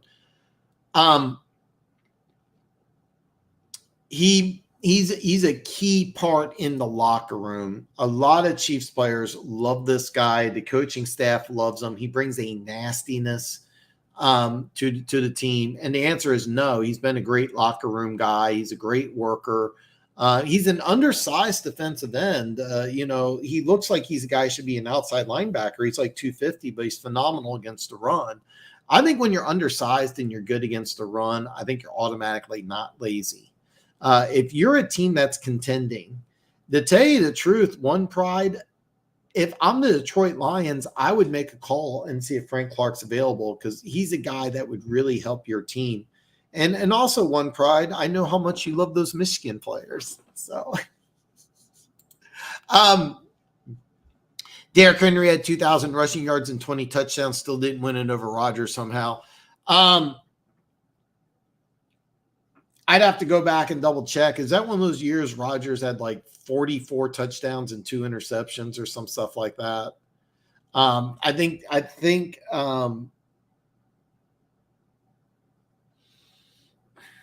if I remember right, and this is just off the top of my head, I think the 2,000-yard season was the Mahomes MVP year. And I'd have to double check on.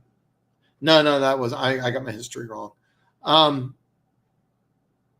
have to double check. I think that was the year Rodgers did something like, I think it was like 48-4 or something like that. I'd have to look it up. I get what you're saying that MVPs, I mean, go Super Bowl MVPs were on what, Super Bowl 58? I think 42 of them are quarterbacks. I might just be making a number up, but MVP usually goes to quarterback. Rookie of the year will go to quarterback if you have Stroud put up some big numbers. The thing is, though, I expect Stroud to kind of struggle a little bit in the next couple of weeks. He got a lot of hype following a big win on the road at Jacksonville, but they've lost 2 straight. I'm expecting them to lose against the Saints, and I expect he's going to struggle. So, yeah. Laporta is a guy, and I hate saying this, and I can't emphasize hate enough. He reminds me a lot of Travis Kelce because he's not really a tight end. He's a wide receiver. Perry, welcome, brother, man. It's good to see you. By the way, Perry, I didn't hear back the last time I DM'd Pete, but Pete's agreed to come on when Chiefs play Dolphins, so it's going to be a good show. Trying to get more people to come on. It's always better to have a little back and forth. Plus, after, like, I'm on an hour and a half right now. My throat is almost gone. But yeah, he could have 1,000. He easily could have 1,000. You have a high-powered offense that likes to throw the ball, and they're using him right. He's a tight end, but he's really only a tight end in name only. Him and Kincaid were the 2 tight ends I liked in the draft. That's what Slasher says. It's actually funny. Michael Mayer, the tight end by the Raiders, was actually my tight end number 1. But I liked Kincaid more for a team like Kansas City, a pass-heavy team like Buffalo, believe it or not, even though they play in the cold weather. Teams that want a passing type tight end, but if you're a traditional team that wants to run the ball a little more, like the Raiders want to do, then Michael Mayer would be my guy, because Michael Mayer is a guy I think that has an immense ceiling, and he hasn't really done much. He had a good game on Monday night. That was the only game he's really kind of come through, but Kincaid and Laporta are basically just big receivers, and that's how they should be used. So, yeah.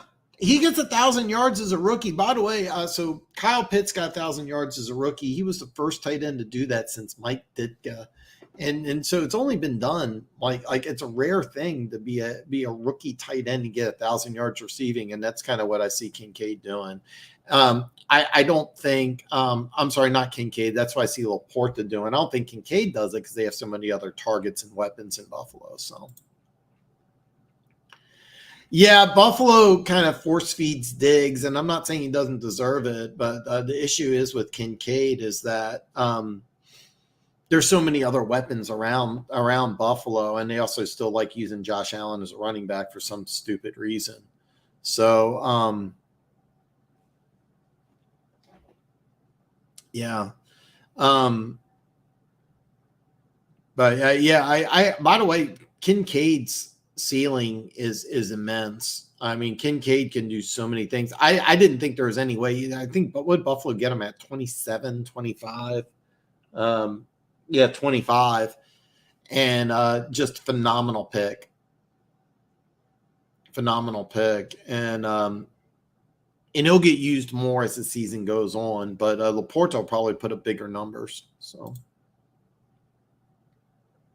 yeah.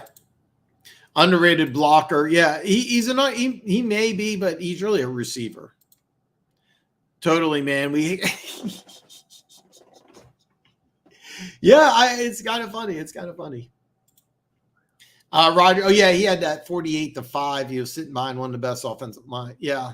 Yeah, Rodgers had that year. And here's the thing, it's also a publicity thing. Puka, it's such a great story. LA versus Houston, that's a lot to do with it. I mean, which city's going to get more hype, LA or Houston?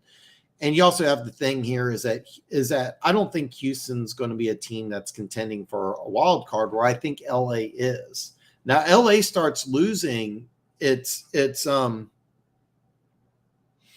that argument goes away. So yeah, it's here's the deal. When they brought in the former coach, I'm drawing a blank on his name right now. He was able to get SEC talent to come into East Lansing, and he was actually getting some of the players that would have gone to either Michigan or Ohio State. Or Penn State. Both those. But right now, and I'm not counting USC and UCLA and whoever else is joining what's going to be the big 24, 46, or whatever the fuck it's going to be. But I'm just talking right now. The big recruiting battles are between Michigan and Ohio State, and Penn State's also like, I think I saw something where Penn State's got top 10 recruiting class as well. Penn State's getting a lot of talent. Michigan State was starting to eat into that. And now you got a coach and a scandal. No disrespect, because it's not been a traditional powerhouse. It's a little harder to build up Michigan State. I would have told you that a great place for Michigan, a great coach would have been Deion Sanders, because I'm gonna tell you right now, he's not staying at Colorado. All right, I mean, I'm telling you right now, Colorado is a springboard to something bigger. Is Michigan State bigger in Colorado? Yes. Is that where I think Deion's going to end up at? No. Matt Rule, who signed in Nebraska. I mean, it's kind of a weird, Nebraska's kind of a weird situation, but that would have been a great hire. Keep in mind, he wasn't available. As far as coaches that could go to, I'm going to level with you. With Michigan State, what you're going to have to do is you're going to have to get you're going to have to get like a small name. You're not going to get a big name guy. You're going to have to get a small name, and up and comer, and hope that you kind of got to just hope. Or you could go maybe Urban Meyer, which I think would be a lot of fun. But I have a hard time believing Michigan State is going to get a big name. I think I'll be honest with you, it wouldn't surprise me if the next couple of years is really bad for Michigan State. He's actually playing well. He's playing well.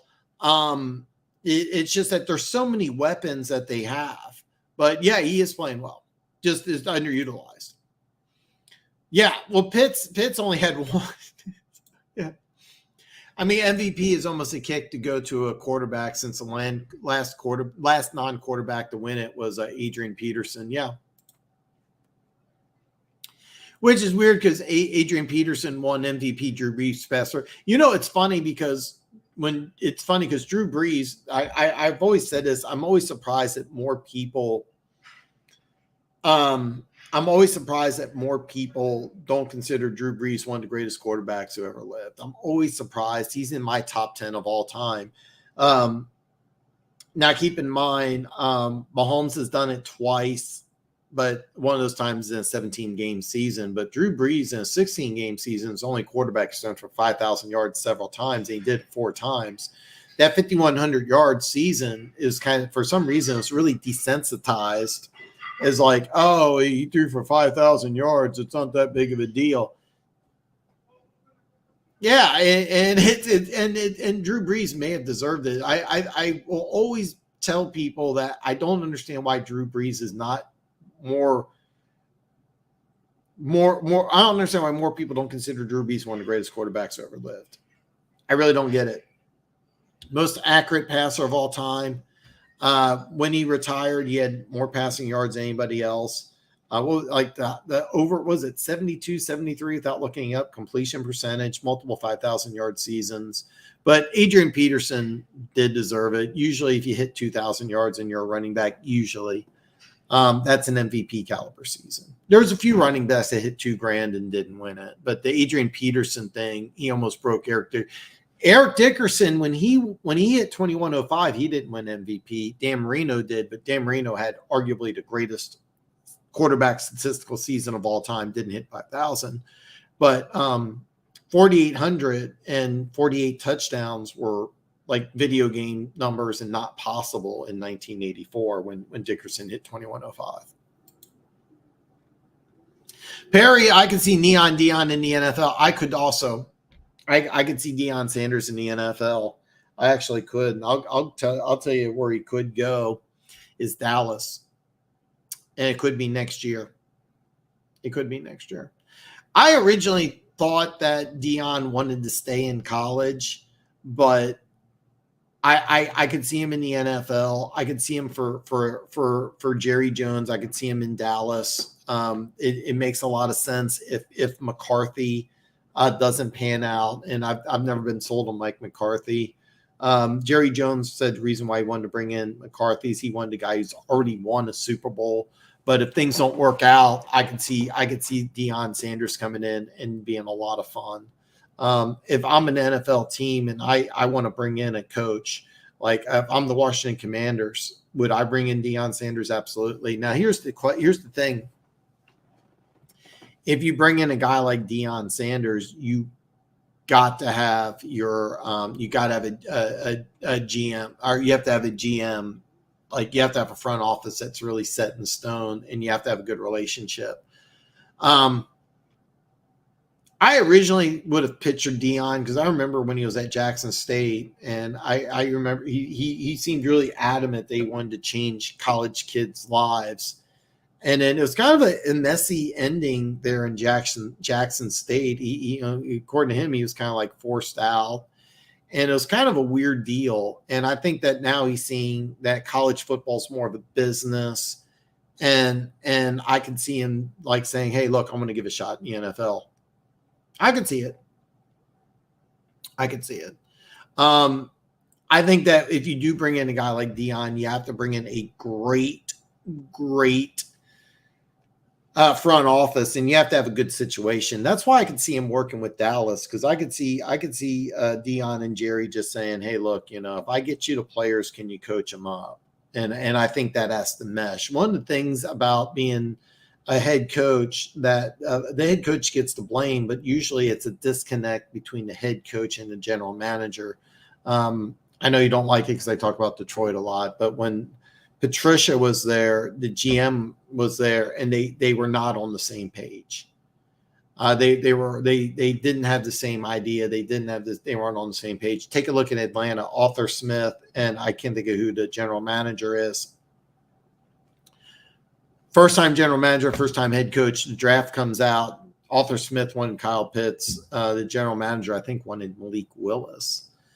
And it turns out to be that they weren't on the same page, and now back-to-back losing seasons on the verge of a third one. There could be multiple firings. So you have to bring in a right front office. Too often, it's not that the head coach is bad or that the general manager is bad. It's just that they have to mesh together, and too often they butt heads.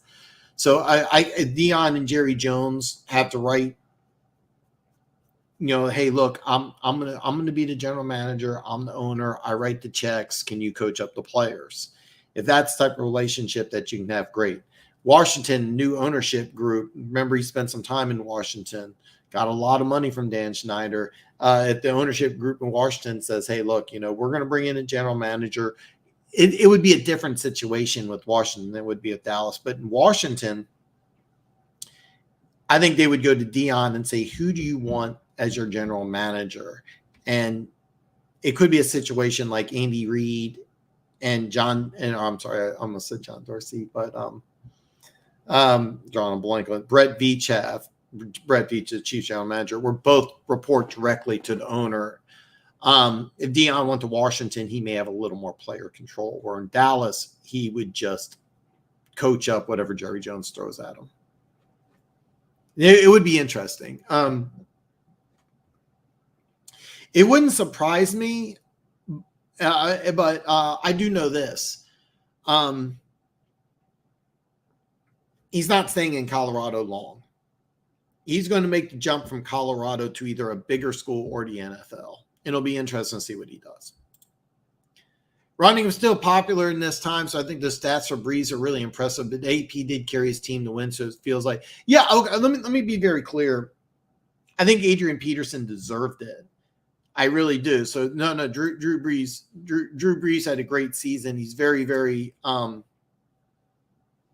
underrated. But yeah, I think Adrian Peterson did deserve it. So. Yeah, he's not. Dion's not coming there. It's a bad situation, to be honest with you. I think that you're gonna have to get a small name, and you're gonna have to get an up and coming coach. Roll the dice on a coordinator. I'll give you a name that I would love. Who's going to be a college football head coach? I think he's the Michigan running backs coach right now. Would be Mike Hart, former Michigan running back, was at Indiana. He's now at Michigan. And there's been talks about college teams really liking him. That would be a perfect pick, former Michigan guy. But somebody like Mike Hart, that would be perfect. A guy who's never been a head coach wants a shot. And keep in mind, if Mike Hart has success at Michigan State, he would leave for somewhere else. But you have to start somewhere. Just get the coach right, but I believe we are top. You spent a lot of money. Mel Tucker is the guy's name. You spent a lot of money on Tucker. You're getting some really, really good recruits. You're not this year. You're probably not going to be next year. You got to get the coach right, and you're not going to get a big name, probably. The one where Aaron Rodgers really robbed someone for MVP was Drew Brees in 2011. Brees had 50. Yeah, and that's the one thing. People are so desensitized with Brees's numbers. So, yeah. But the 45-6 ratio, and for whatever reason, people are desensitized by Brees's numbers. Rodgers had a bigger media presence also for whatever reason. But yeah, he did deserve it. Brees is a first ballot Hall of Famer. When I did my video top 10 quarterbacks of all time, I think I had Brees at 7, and I've often said that. Why don't more people consider Brees the greatest quarterback of all time? And it really bothers me that more people don't consider him. I got him at 7. It's actually funny. I have him under Aaron Rodgers, but yeah. I mean, Brees is a first ballot Hall of Famer, but I think he's really underrated. I think he's really, really underrated. And it really bothers me that when you talk about who's the greatest quarterback of all time, you almost never hear Drew Brees, and you should. Keys. I asked Gooch if he thought Deion would go to the NFL, and he told me no. A couple of years ago, I would have said the same exact thing. But I think that with the NIL and college football becoming more business, I think when Deion was at Jackson State, I think he really wanted to help kids. And I think he really wanted to help kids become men. And I think that's the number one thing that he wants to do. But I think that he's finding out, unfortunately, and this happens in life. You think that you got something and it turns out to be something else. I think that what it is that he's finding out college football really isn't about developing kids. It's more of a business. And he found out at Jackson State, because if you listen to him, he was almost forced out at Jackson State. Here he is. He put the Southwest Athletic Conference on the map. He put historic all-black schools on the map. Here he was building that whole conference into something good, and they're like, "Nah, we're good." I mean, I'm sure there's a different argument to that. I remember Eddie Robinson Jr. His father has the all-time wins record for any coached at Grambling for, God, I want to say 57, 58 years, something like that.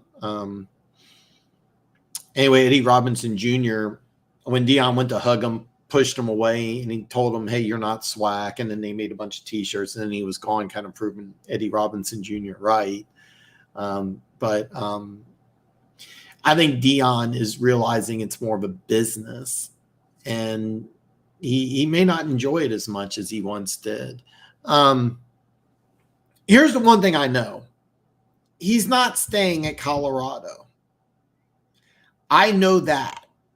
Colorado is a springboard. Now, whether it's to a bigger school or it's to the NFL, I don't know. My guess would be that he's going to go to a bigger school.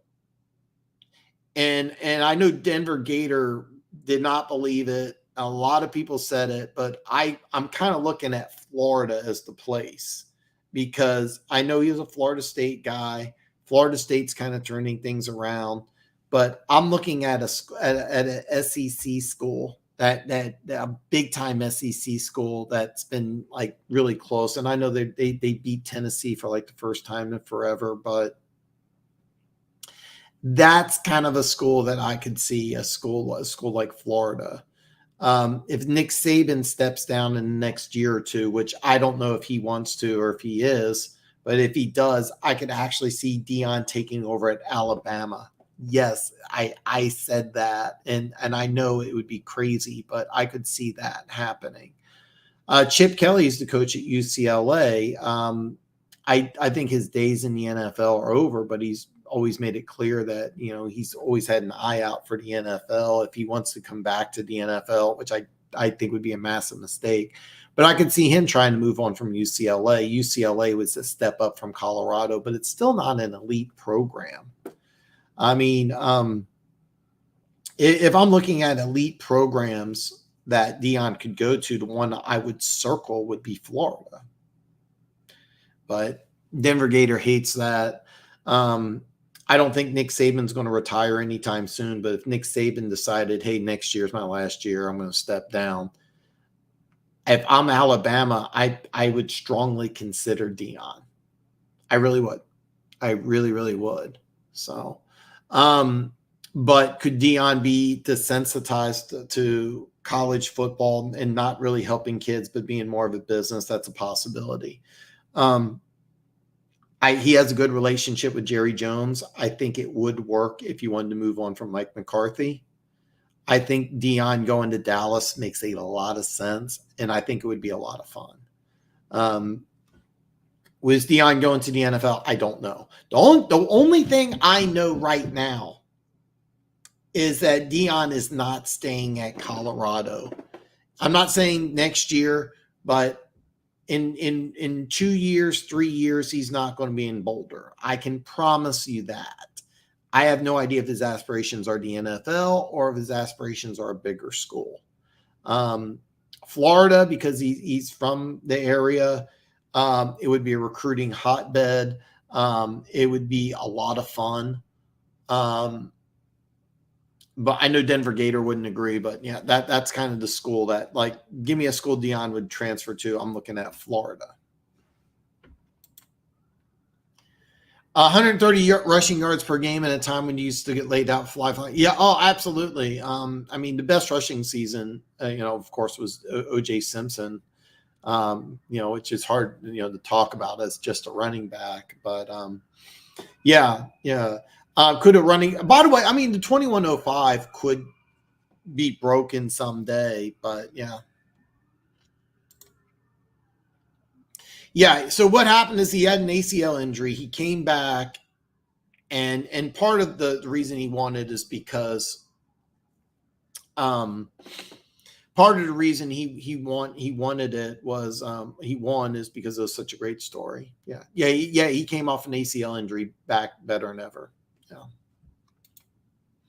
I agree. Patricia wanted the Brown scouting department, wanted Simmons. Yeah.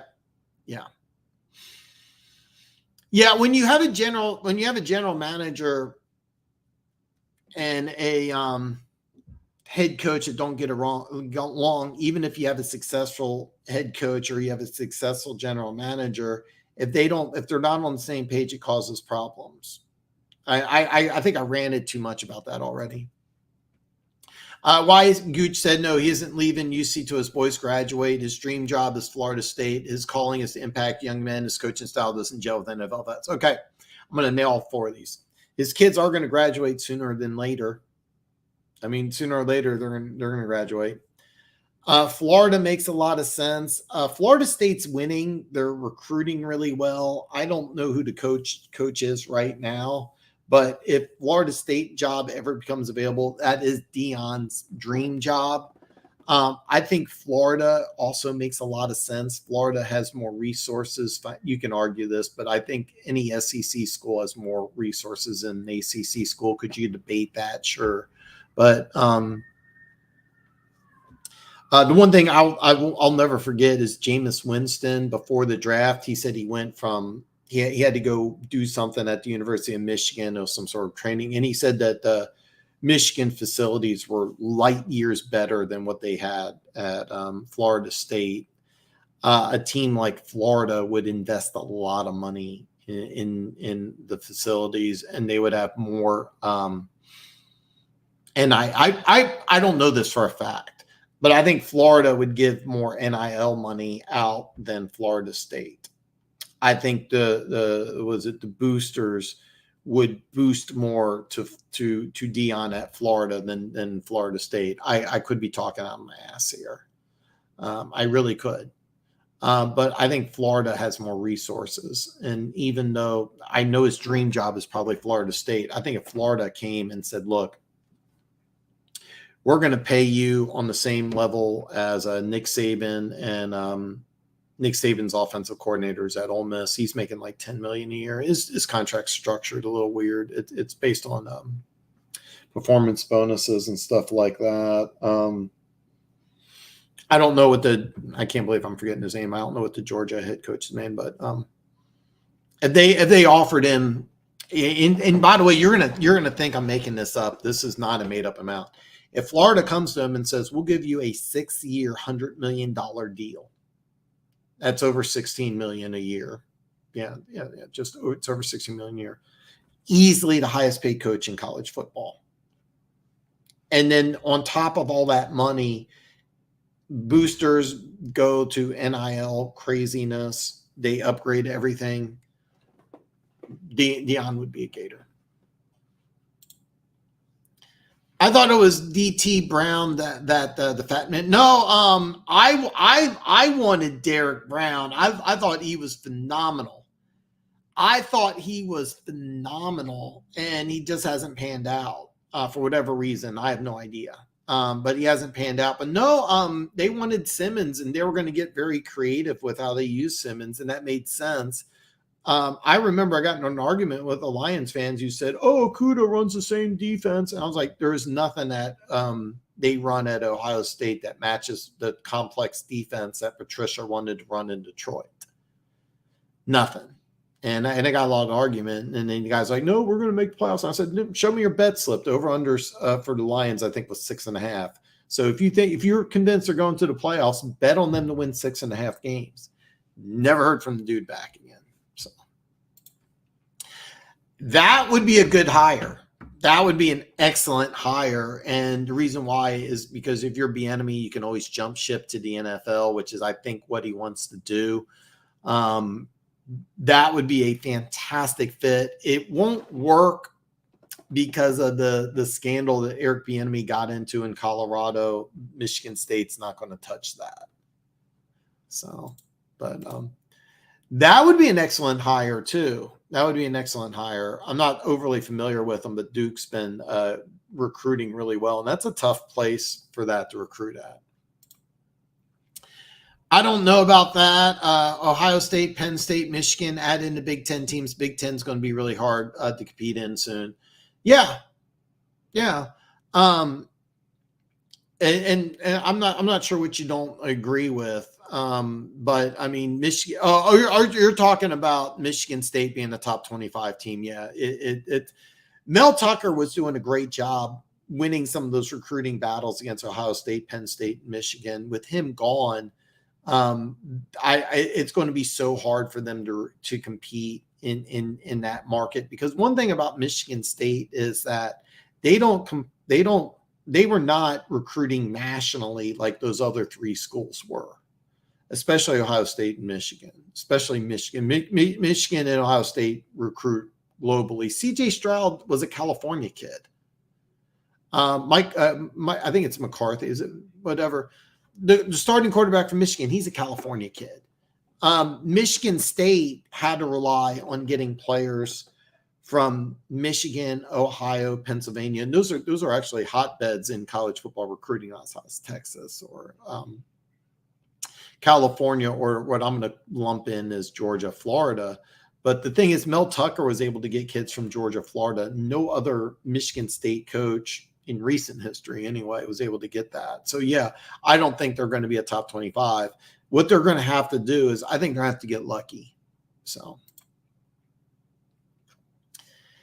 yeah,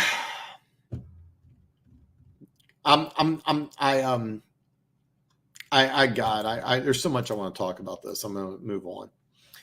I get talking about Breeze as a Hall of Fame and top 10 or so, but there's absolutely no reason to considering Breeze in the GOAT discussion. The reason he's underrated is the better quarterbacks who played at the same time. I think he should be considered in the GOAT discussion. And I got him 7. I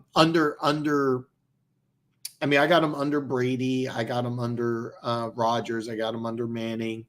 But it really bothers me that people just discount Breeze is no possible way. When you look at the stats, no quarterback's more accurate than Breeze. No quarterback has more 5,000-yard seasons. Now, when everything's said and done, Mahomes and others may surpass that. But when he retired, he had, I think it was 4.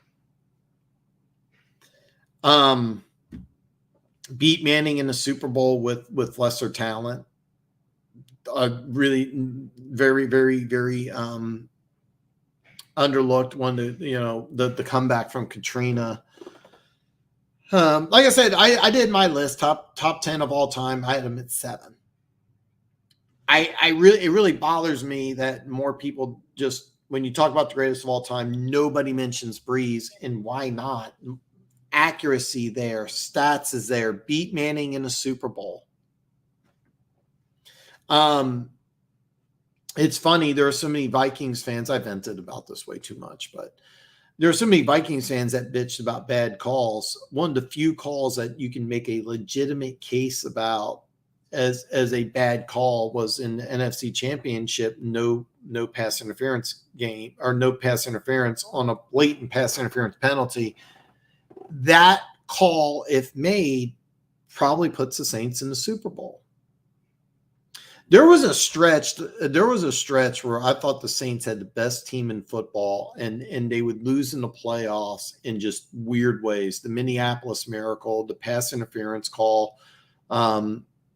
They lost to Minnesota after the Minneapolis Miracle. They were like almost 10-point favorites and just played like the worst game of the season in the playoffs. It was really weird. But you do have a good point, is that, I think Rodgers is better. I think Brady is better. I think Manning's better.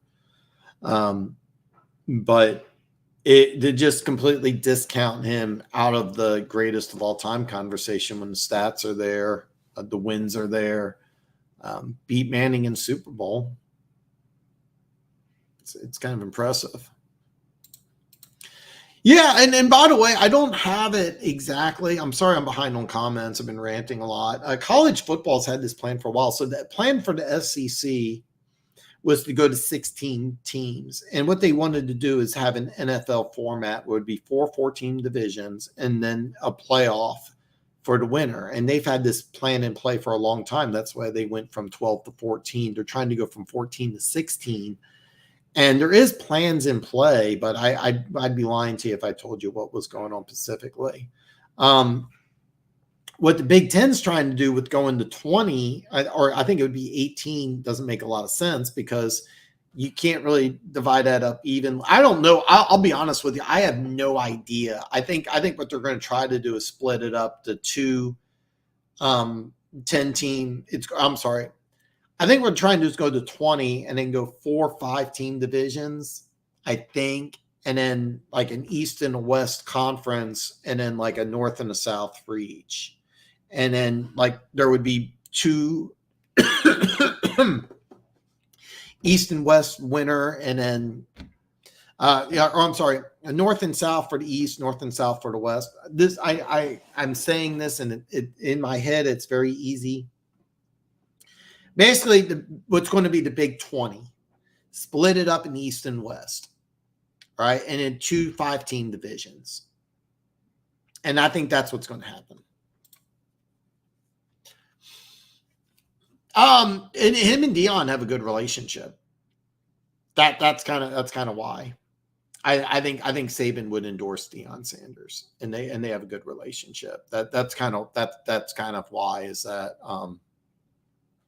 if Saban steps down, I think he could say, well, I there's a lot of guys that have coached, but the guy I would like would be Deion. And that's kind of tying into it. If Saban's like, I don't want Deion, then they're not going to go Deion. But yeah, my guess is and that's kind of what it says. Kurt for the Friends is going to be retired. Oh God, you know what? I would love it. I would love it. I would love nothing more, and I think Iowa would love it. I mean that's a tough one. I want to say I'm sorry. I said that's a tough one because I didn't complete my full thought. Is that recruiting money? That would be the tough one to work with Deion, because if you make Deion go to Iowa, you gotta pay him a lot of money, and I don't know if that's possible. That actually makes a lot of sense. And for those, and can you argue that Michigan State is not really a step up from UCLA? Yeah, you can argue that. But if I'm Chip Kelly, because UCLA is joining the Big Ten, would I rather go to East Lansing than LA? Because in LA, you're always going to be second fiddle to USC, no matter what. You're always going to be second fiddle.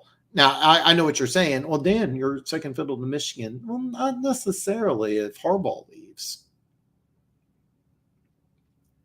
See what I did there? But yeah. Or should be rumors of Iowa fires his son, or friends may retire because it'll leave bad taste in my mouth.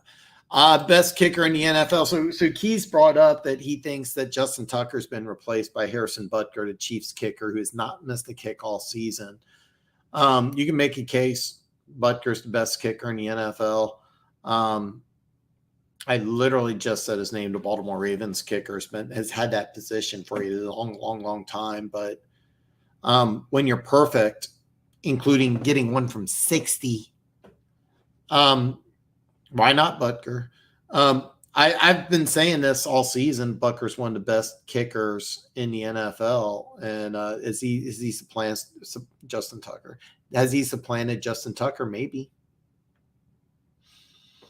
I kind of don't want to say it because I feel like I'm a homer, but you're perfect, and you also hit from 60. That's kind of hard. So Quinn did it on the O-line. Deckers, Ragnow, Jackson were studs. Yeah. Michigan State's coaching star. Yeah, you're not going to get I really don't think you're going to get a big name. Yeah. Lane Kiffin, his dad was a DC in the NFL. I know what you're thinking, that I don't think he's related to Monty Kiffin. I don't think that if he is, then Monty Kiffin, but I don't think that's his dad. I could be wrong about that. Did your Steve Smith Sr. go off about Judy? Said teams shouldn't trade for him because he's mentally too fragile. I did not hear about that. That's kind of interesting. Steve Smith, I love Steve Smith on TV. Jerry Jeudy does kind of look like. I remember coming out of Alabama. He was my number 3 player overall. I had him ranked higher than CeeDee Lamb, and I was convinced he was going to be a superstar. If you remember, Ruggs was the first receiver drafted by the Raiders, and they saw what Tyreek Hill was doing in Kansas City. They thought Ruggs could be the same type of player. Of course, that I was going to say crash and burn, but that's just bad taste. Jeudy was drafted, and then CeeDee Lamb. With Jerry Jeudy, that's definitely a possibility because he kind of I have a hard time disagreeing with that statement. And there were several times I've seen him, his body language doesn't look like he's into it. That could be it. If the Chiefs could give up a 7th round pick, would I take him? Yeah, I would. Would he be? He might be a guy that just needs a different place. But it's something that it would kind of concern me. But I didn't hear that. But if you have that clip, send it to me, please. But with touch Urban Meyer, I know the irony. But yeah, I actually do think they would touch Urban Meyer. I don't think they would touch Eric Bieniemy. Players have a right not talk to guys that. Players have a right not talk to guys that say no. Okay. There is zero reason to consider Breeze in the GOAT conversation. Even you're saying 7, so just stop it, Dan. No, I can say whatever the fuck I want, Keys. There is a reason to consider him. Stats. The all-time most accurate quarterback of all time. He's the most accurate quarterback of all time. The stats, and he beat out Manning in the Super Bowl, and he's won a lot of games. So no, I'm not going to stop. But there is reason to consider him in the GOAT conversation. But yeah, I have him at 7. Texas is the number 1 college football hot. They're in the SEC. The recruiting, you're going to have you're going to have Arch Manning as your quarterback next year. Quinn Ewers is going to be a 1st-round pick. So, yeah, I mean, they beat Alabama. There's lots of talent there. There's lots of talent. There's lots of money. They're in the SEC. They're going to have Arch Manning, who's going to be a Heisman candidate next year. I understand. Okay, let me maybe I can. Here's. By the way, I love Keys. He's my boy, but you can't argue with Keys because it's like banging your head against a wall. I have him as number 7, but it bothers me that people just automatically dismiss Breeze and don't even consider him as the greatest of all time. It really bothers me. When I did my video, I put him below Rodgers. I put him below Manning. I put him below Brady. But I also said that when you talk about the greatest of all time, I think that you should give more consideration to Drew Brees. So. Mark D'Antonio got a bunch of 2 and 3 stars, turning him the baller and getting 4 stars because of it. Yeah, and that's what you're going to have to do. Again, you're going to have to get somebody you can turn those 2 and 3 star recruits that are getting passed up by Ohio State and Michigan and building them up. So, yeah, and yeah. I like Breeze too. I know you're not. I know. I think we're on the same page. It's just that. You don't think he should be considered. I don't want to speak for you. I think you're saying he shouldn't be, and I think he should be mentioned. Like, if you had to say, give me the greatest quarterback of all time, I think just dismissing Breeze is an insult to Breeze, and it has always bothered me. And because Sean Payton's such a great coach, and Here's another thing is that there was a stretch where I really thought there was like a 4 or 5 year stretch where they had the best team in football and they just kept on losing weird games. Yeah. Yeah, it was a Northwestern. Of course, you heard about the thing about Pat Fitzgerald. And by the way, that's like Northwestern. It actually wouldn't surprise me if the Big Ten just kind of moves on from Northwestern completely. I mean, it's just so hard to stay. Well, I say that, but they got Rutgers too. So, and that's going to be a weird situation in Northwestern. God, yeah, there was a time where their academic standards were a little higher. Yeah. And to tell you the truth, though, Keys, Dion in Iowa sounds like so much fun. God, I would love that. Yeah, the Saints, it's such a shame because even the year Brady won the Super Bowl, the Saints swept them in the regular season, and then Breeze's arm was just shot. And I understand why they went with him and everything, but you could tell he just wasn't the same.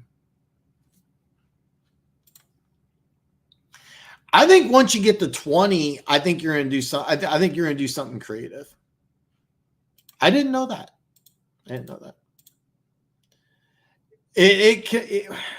Once they started doing conference title games, it really destroyed the rivalries. Michigan and Ohio State shouldn't play more than once a year. Yeah, you had the Final Four, the college football playoff. But what was a year? It was like a year, I think Alabama and Auburn played 3 times or something just ridiculous. It used to be that I remember, God, I'm showing my age. I remember the biggest game of the year was OU and Nebraska. Showing my age. And that's the problem. College football, the rivalries have gone away. One of the best rivalries in football, college football, one of the best all-time rivalries, Pittsburgh and Penn State. They haven't played each other in like 10 years. I mean, yeah.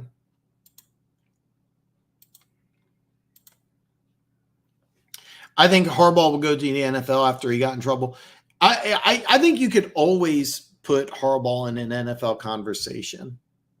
And if I'm a team, I talked about already Atlanta, Washington, maybe Dallas. I mean, always Dallas. I don't think Harbaugh would work in Dallas, but Harbaugh, if you gave him, I think Harbaugh, one of the issues with Harbaugh is that he's difficult to get along with. He wants player control. If you're a team like Washington and you bring in Harbaugh, you may have to give him like full control. And I don't think they want to do that.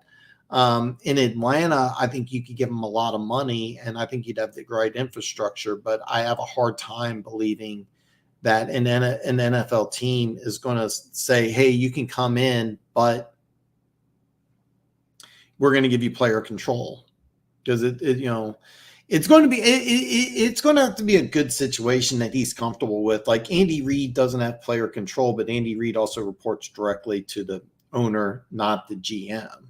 I'd make a case Andy Reid has more pull than the general manager. So it's basically finally healthier. Jake. Yeah, I forgot about Elliott with the 61-yarder.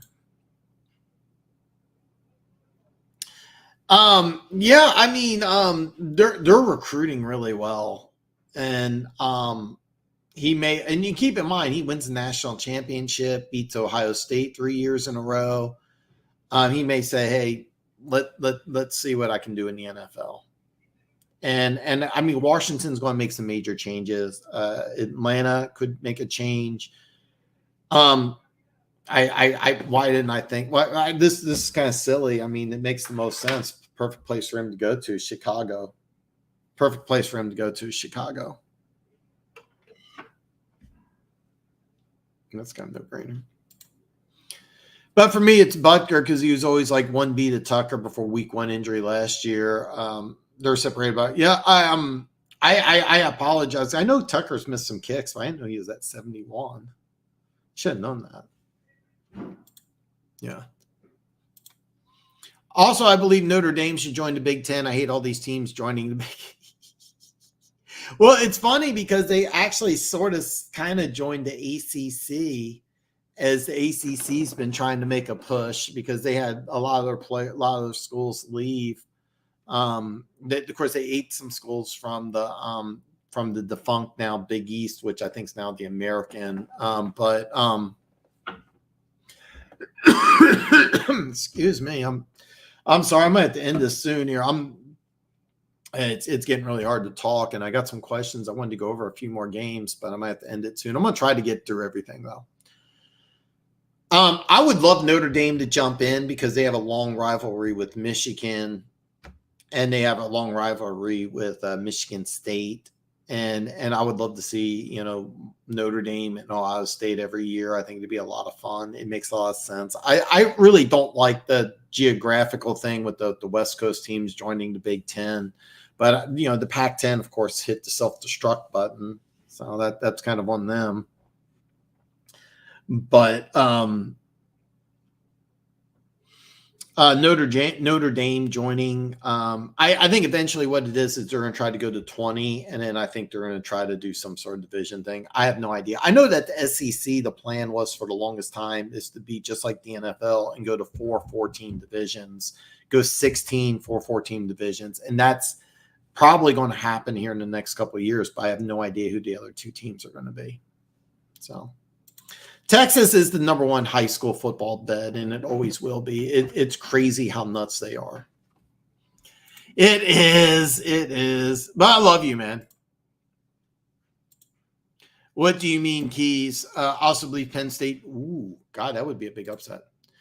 I'm not saying that logically the argument doesn't follow. That's where disconnect is. I'm not arguing where Breeze is. You can change this. You can change sport and position. I'd still have the same argument.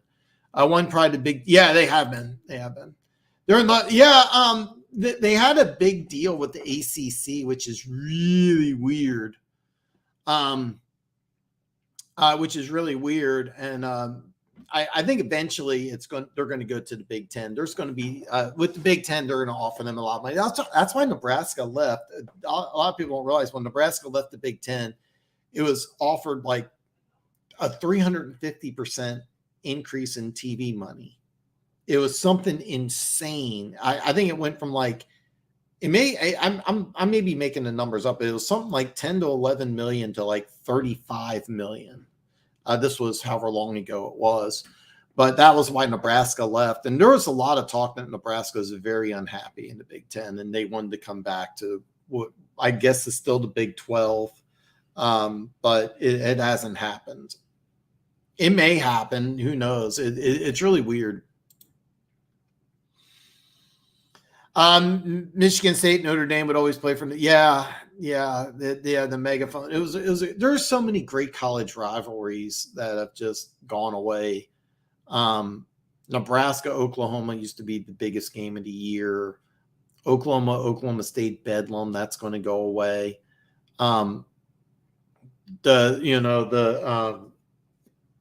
I was going to say the Red River rivalry. That's still alive and strong. For my money, the best rivalry in college football is always going to be Ohio State, Michigan. Auburn's been kind of down, but Auburn, Alabama is probably number 2. God, there's some really good ones that are just going away. That's just such a damn shame. Yeah. Yeah, my throat's really. I should have brought 2 water bottles instead of just a half.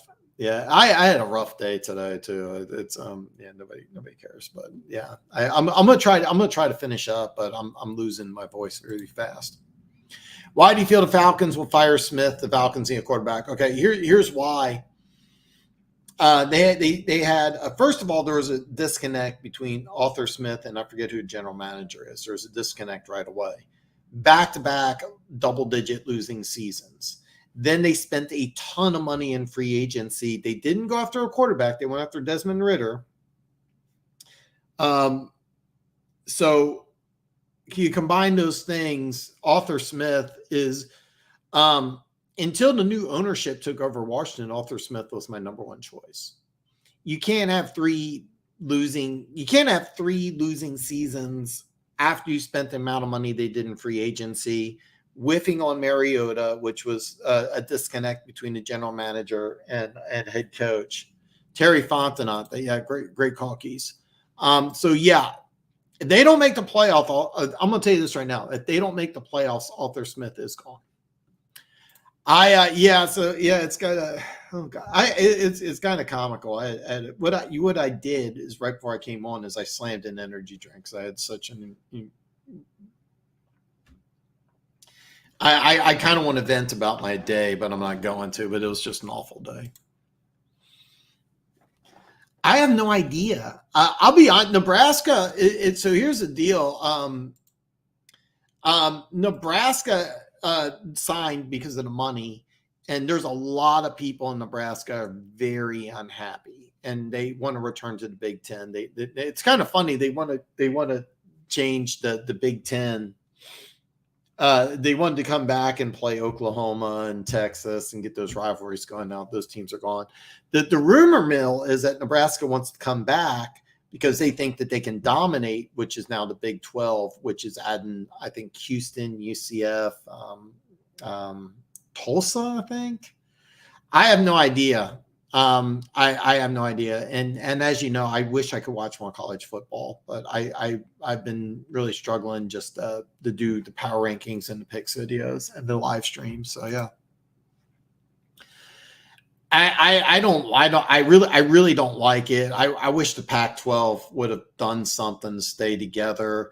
Actually, this is kind of funny. I kind of want to get away from this, but the Mountain West Conference, once teams started leaving, they changed it. The commissioner changed it so that if you were to leave the conference, you had to pay triple the buyout money in order to leave. And it was a real smart move because there was talks that the Pac-12, since Pac-12 was going to fall apart, they were just going to poach from the Mountain West because Vegas, UNLV plays in whatever the Raiders call Allegiant Stadium. So they play in Allegiant Stadium, but they haven't had a winning season in like 20 years.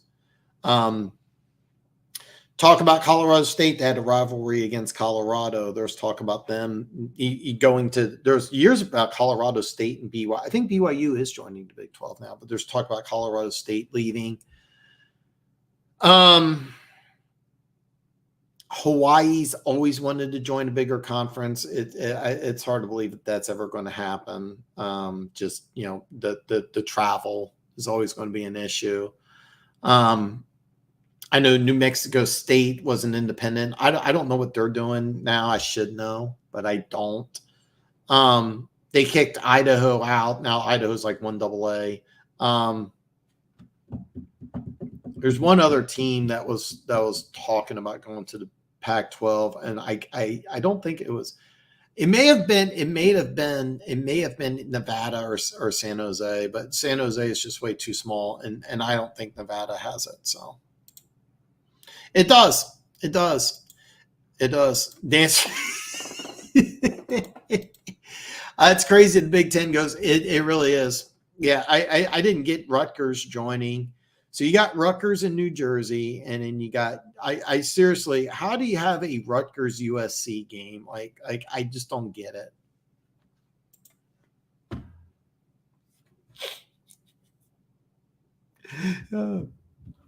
There's actually talk for a while when June Jones was the coach in Hawaii, and they were ranked. They went undefeated, and they lost big in a bowl game. That the Hawaii was trying really hard to get into the Pac-12, and it never worked.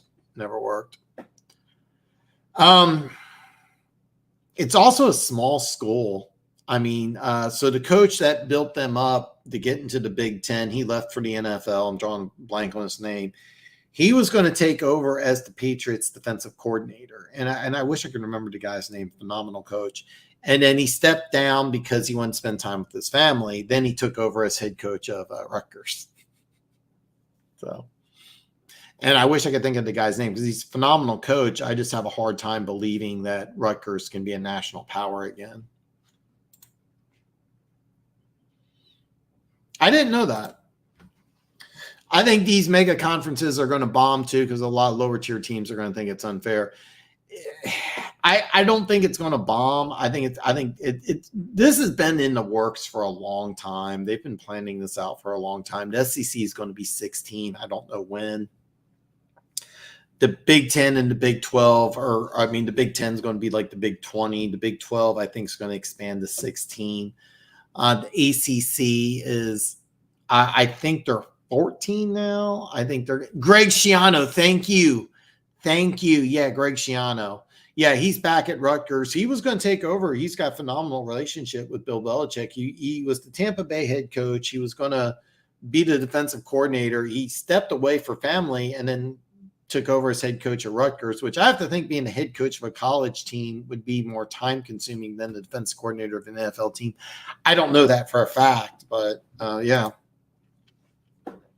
Yeah, Greg Schiano, the best of my knowledge, he's still at Rutgers, but I really want to do more with college football. I just don't have the time, Keys. There's so many things I want to do with my YouTube channel that I don't have the time for. And right now, the biggest thing that if I had time, I'd watch so much more college football and stay up on it. Right after the regular season ends, I'm going to go hardcore into all the bowl games. Hardcore. I've only looked at a handful of mock drafts. Usually around this time, I've already looked at a couple dozen. I've only looked at a couple right now. So,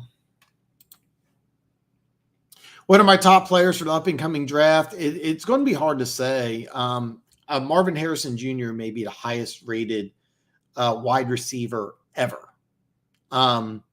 Randy Moss had the most talent, but he had so many off-the-field questions. Calvin Johnson wasn't a slam dunk either. A lot of people forget that, even though physically they played in an option offense. I think he had like 23 catches his senior year or something just ridiculous, ridiculously small.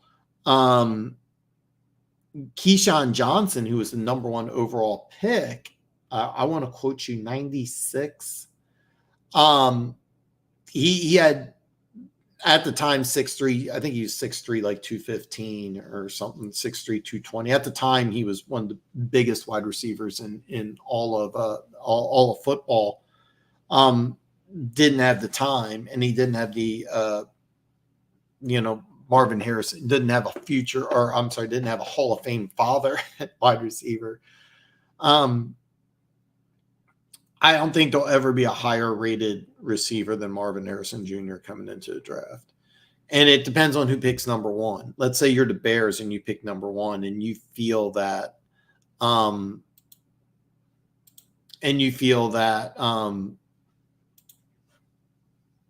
Justin Fields is the guy. You may want to pick him number one. And the reason why you would do that is because he's not going to fall. I mean, you may have the best prospect ever. The tackle at Penn State, I have no idea how good he could be, but they're talking about him being top 5. I saw a mock draft, Brock Bowers, the tight end out of Georgia, going number 3. Drake Moy, the quarterback for North Carolina, some people think that he's better than Caleb Williams. I don't buy Caleb Williams. I saw some hype that if he was in the same draft with Trevor Lawrence and Joe Burrow, he would go number 1, and that's bullshit. That's just complete bullshit. I saw something on social media. I was thinking about doing like an argument video just to argue, because I don't think that he's as high as either one of those guys. I really don't. I'm not buying into Caleb Williams, even though he's a lot of fun to watch. I think there's going to be a really strong debate on how good Caleb Williams is, and whoever represents him is going to just, crank up the hype train is what I was trying to say. Depending on if you have the number 1 pick in the draft, let's say you're the Carolina Panthers, and Carolina right now is number 1 pick. No, I'm sorry. They gave up the pick to Chicago. That's why I was at. I'm sorry about that. Chicago picks 1. Now, Chicago picks 1 and 2. If you're Chicago, you trade number 1. That would be a quarterback. But if you're Chicago, you pick, let's just say 1 and 7. You're not going to get Marvin Harrison Jr.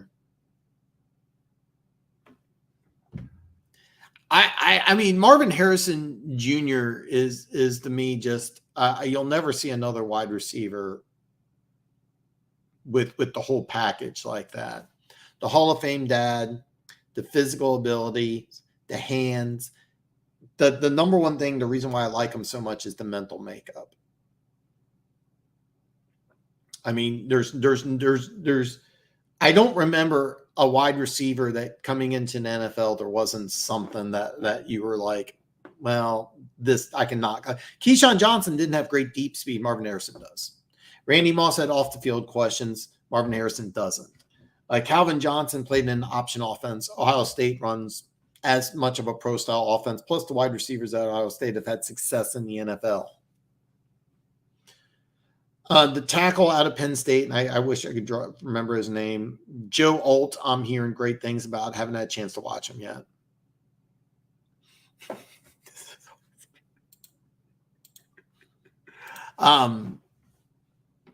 But I'll have more information for you. But right now, it depending on what team you are, and if I'm Chicago, I'm not sold on Justin Fields. But let's just say if for whatever reason, if you're picking number one and you are sold on Justin Fields, I don't think you trade, even though you can get an arm and a leg. I think you go Marvin Harrison. I just there's never I don't think there'll ever be a wide receiver better than Marvin Harrison coming out. Now, keep in mind, does this mean that he's going to pan out in the pros and be the greatest player of all time? No. But who's my highest rated player? It's probably Marvin Harrison, but I haven't watched Dre Moy play. The tackle out of Penn State, I want to see more of. I want to see a little bit more of Joe Alt. Brock Bowers, the tight end out of Georgia, me and Denver Gator are going to debate whether he was a better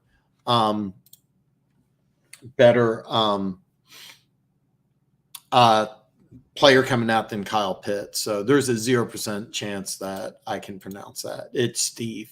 So, great question, Chris, Jeff, Bob. I don't recognize it. So if you haven't already, make sure you hit that subscribe button. Should I start T-Law or Bo? Okay. I did not look at the weather reports for either Cincinnati or Jacksonville.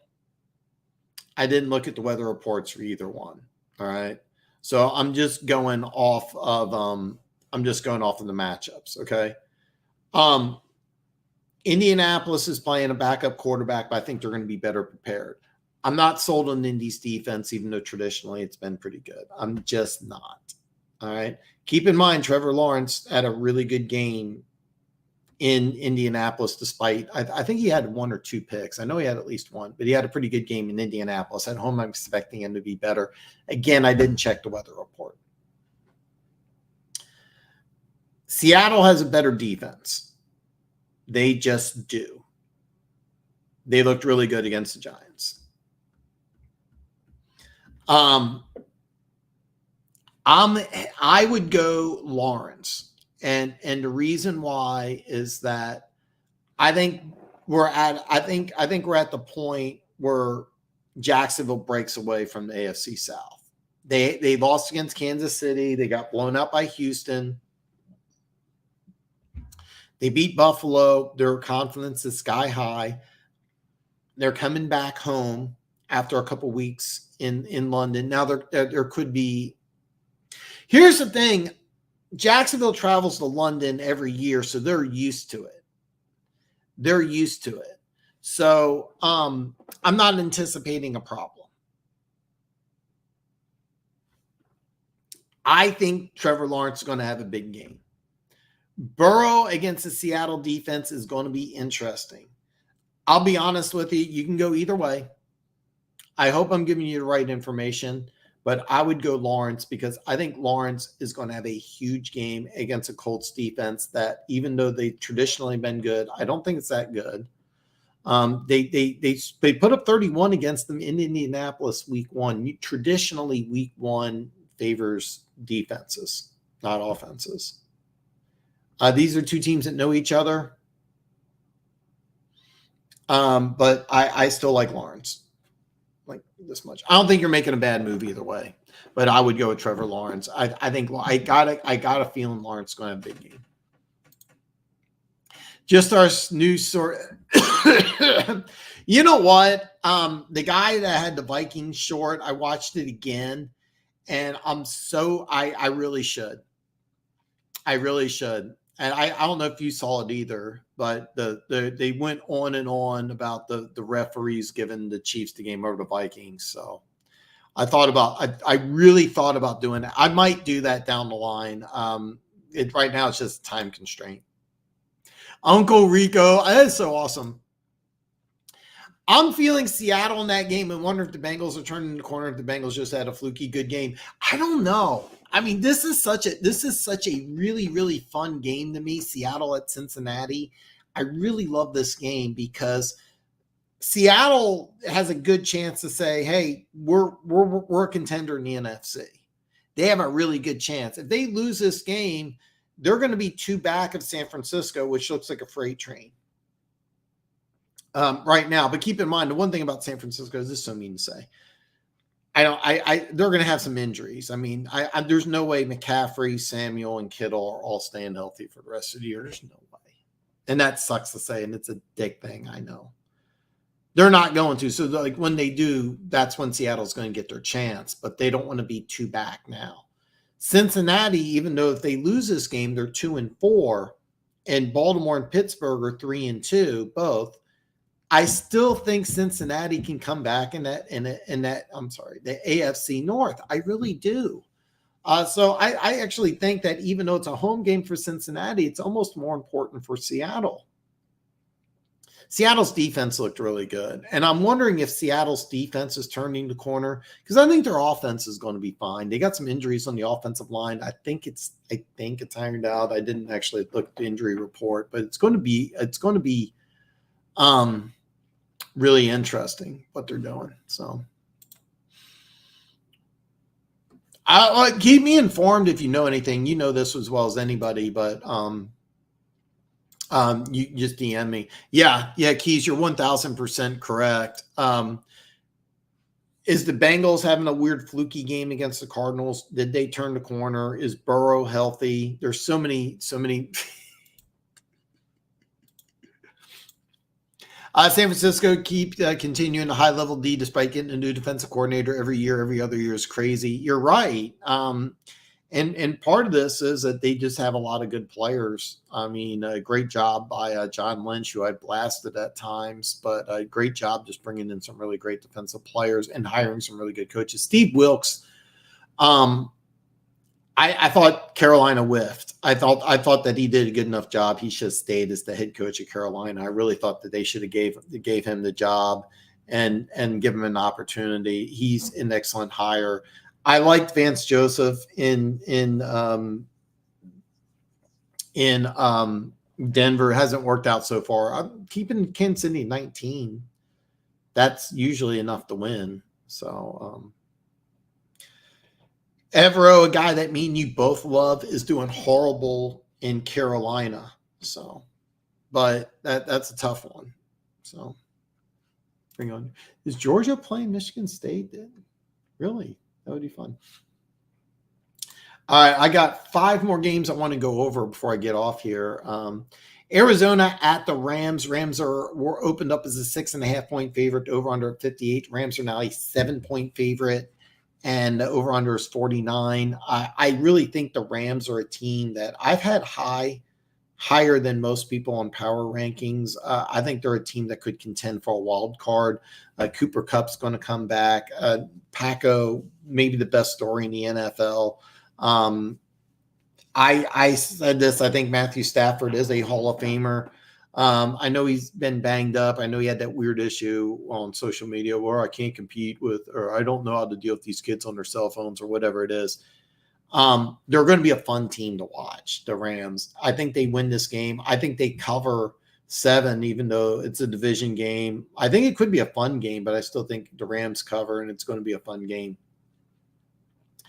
If nothing else, this is the game I wanted to talk about. Philly at the New York Jets. The Jets are a 6.5-point home dog. The over-under is 42.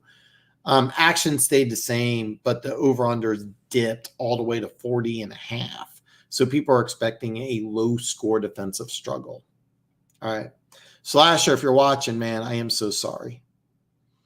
This is my upset pick of the week. I think the Jets win. Carter is going to be out.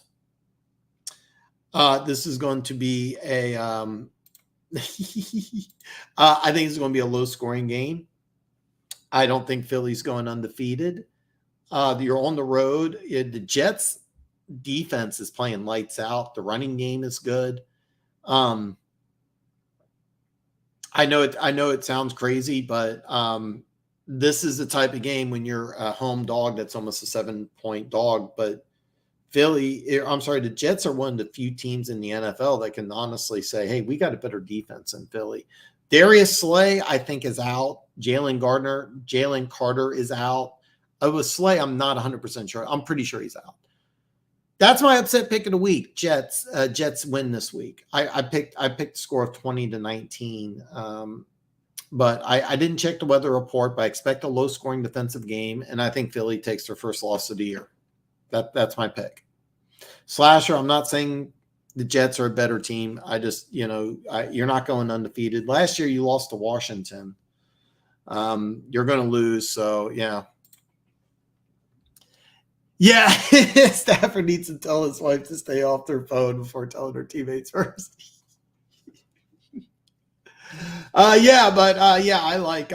like the Jets. That's my upset pick, and that's the one thing I wanted to say. We talked a lot about Detroit, Tampa Bay, so I feel like I can skip that one.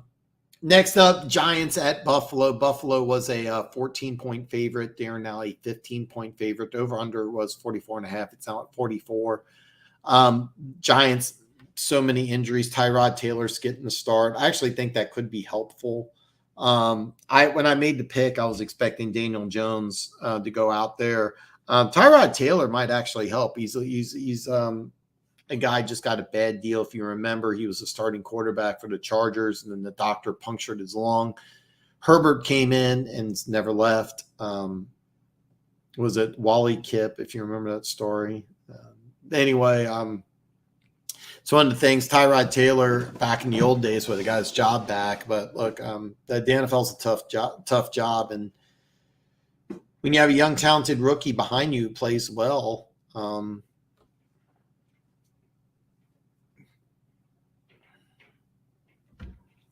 but yeah, when I made the pick of Buffalo covering 14, I was expecting it to be Daniel Jones. I don't know how confident I feel, but I'm not going to go back on the pick. Buffalo should win this game easily. There's so many injuries on the offensive line. They're missing at least 2 starters, one of their key backups. Evan Neal may not play, so it could be 3. It's just right now, Giants just kind of a disaster. A lot of injuries. Even if Daniel Jones is playing, even if he's healthy, I'll be honest with you, Tyrod Taylor might actually be an upgrade. Not insulting Daniel Jones. I mean, there's a lot of things that are going wrong with the Giants, but the over-under at 44, I wouldn't touch that because I wouldn't be surprised to see this be like a 31-7 victory by the Bills. Good opportunity for the Bills to get back on track winning after losing a tough game in London. Keep in mind the Bills lost several defensive starters in that game. It shouldn't affect them against the Giants, though. Shouldn't affect them against the Giants. It affected them against the Jaguars because it happened in the game. But with a week of practice, they'll get things ironed out. It's funny. You have like multiple starters for the Bills that are hurt, but you have more starters for the Giants. Going forward, the Bills are in trouble, but not this Sunday night against the Giants. Monday night's going to be a good one. Dallas at the Chargers. Chargers opened up as a 2-point home dog. The over-under is 49.5. The Chargers are now a 2.5-point home dog. So people like Dallas a little bit. People really like the over. I'm expecting a high-scoring, fun game. I think Dallas gets on track. I think that they were embarrassed.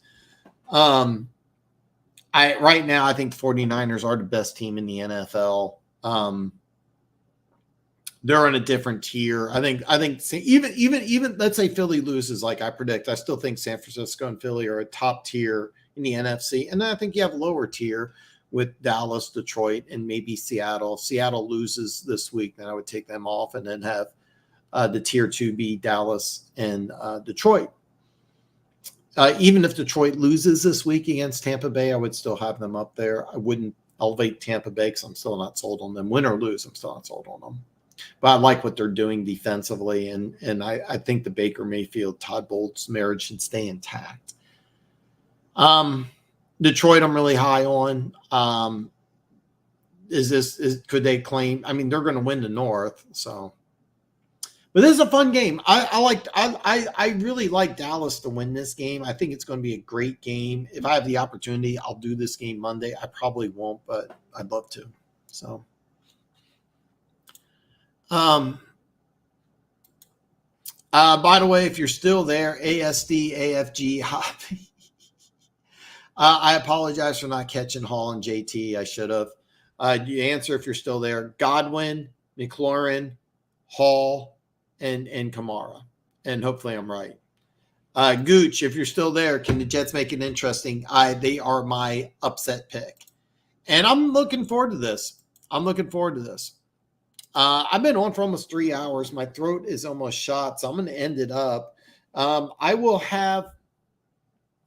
going to shut some things off on my phone later on, but I'll have it on tonight. I'll have it on tomorrow. So if you have any questions, comments, you want to DM me, all my social media links are listed below. So shoot me a DM, shoot me a friend request, shoot me a DM. You can DM me other stuff besides football. Absolutely no porn. That's a hard stance. If you send me anything, you will be blocked. I'm just pornographic anyway. So if the 49ers fail to win Super Bowl this year, do you think Shannon or Lynch get fired? No, I don't.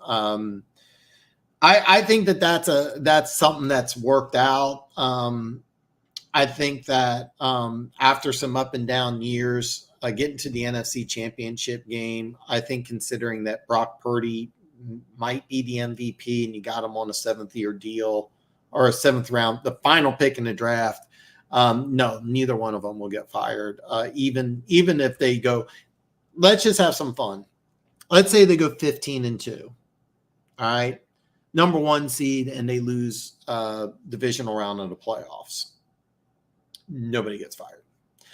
Steve Wilks, the defensive coordinator, should have received a head coaching job. I think Carolina whiffed, but let's see what happens with Frank Reich. I know why they went with Frank Reich, by the way, and I do like that hire, but I think Wilks did enough to earn a position. Wilks will probably leave in free agency. I don't know who the Niners offensive coordinator is. I should. I don't. If he leaves, there's going to be some things. And then keep in mind, they're going to lose some players in free agency. They did last year, but the defense is still intact. So the answer is no, but they are going to lose some players in free agency. And I think Wilks, I don't know if Wilks has any interest in college, but if he does, he's earned a head coaching position. I thought he did a phenomenal job with Carolina, and he's doing a great job in San Francisco. So it'll be interesting. But no, even if they go 16-1 or 17-0, which won't, I know they're not going undefeated. But no, if they don't, I'll take a step further. Even if they don't get to a Super Bowl, they won't be fired. So. Guys, I'm going to get out of here, but don't forget, if you're new to the channel, I saw some new faces in here. Make sure you hit that subscribe button. Do share the channel, please. And don't forget, give me a thumbs up. All my social media links are below. Do follow me on social media. If you have any questions, go ahead and hit me up. But late Saturday, I will shut off my social media on my phone, so I won't be available. I hope to see everybody back on Tuesday.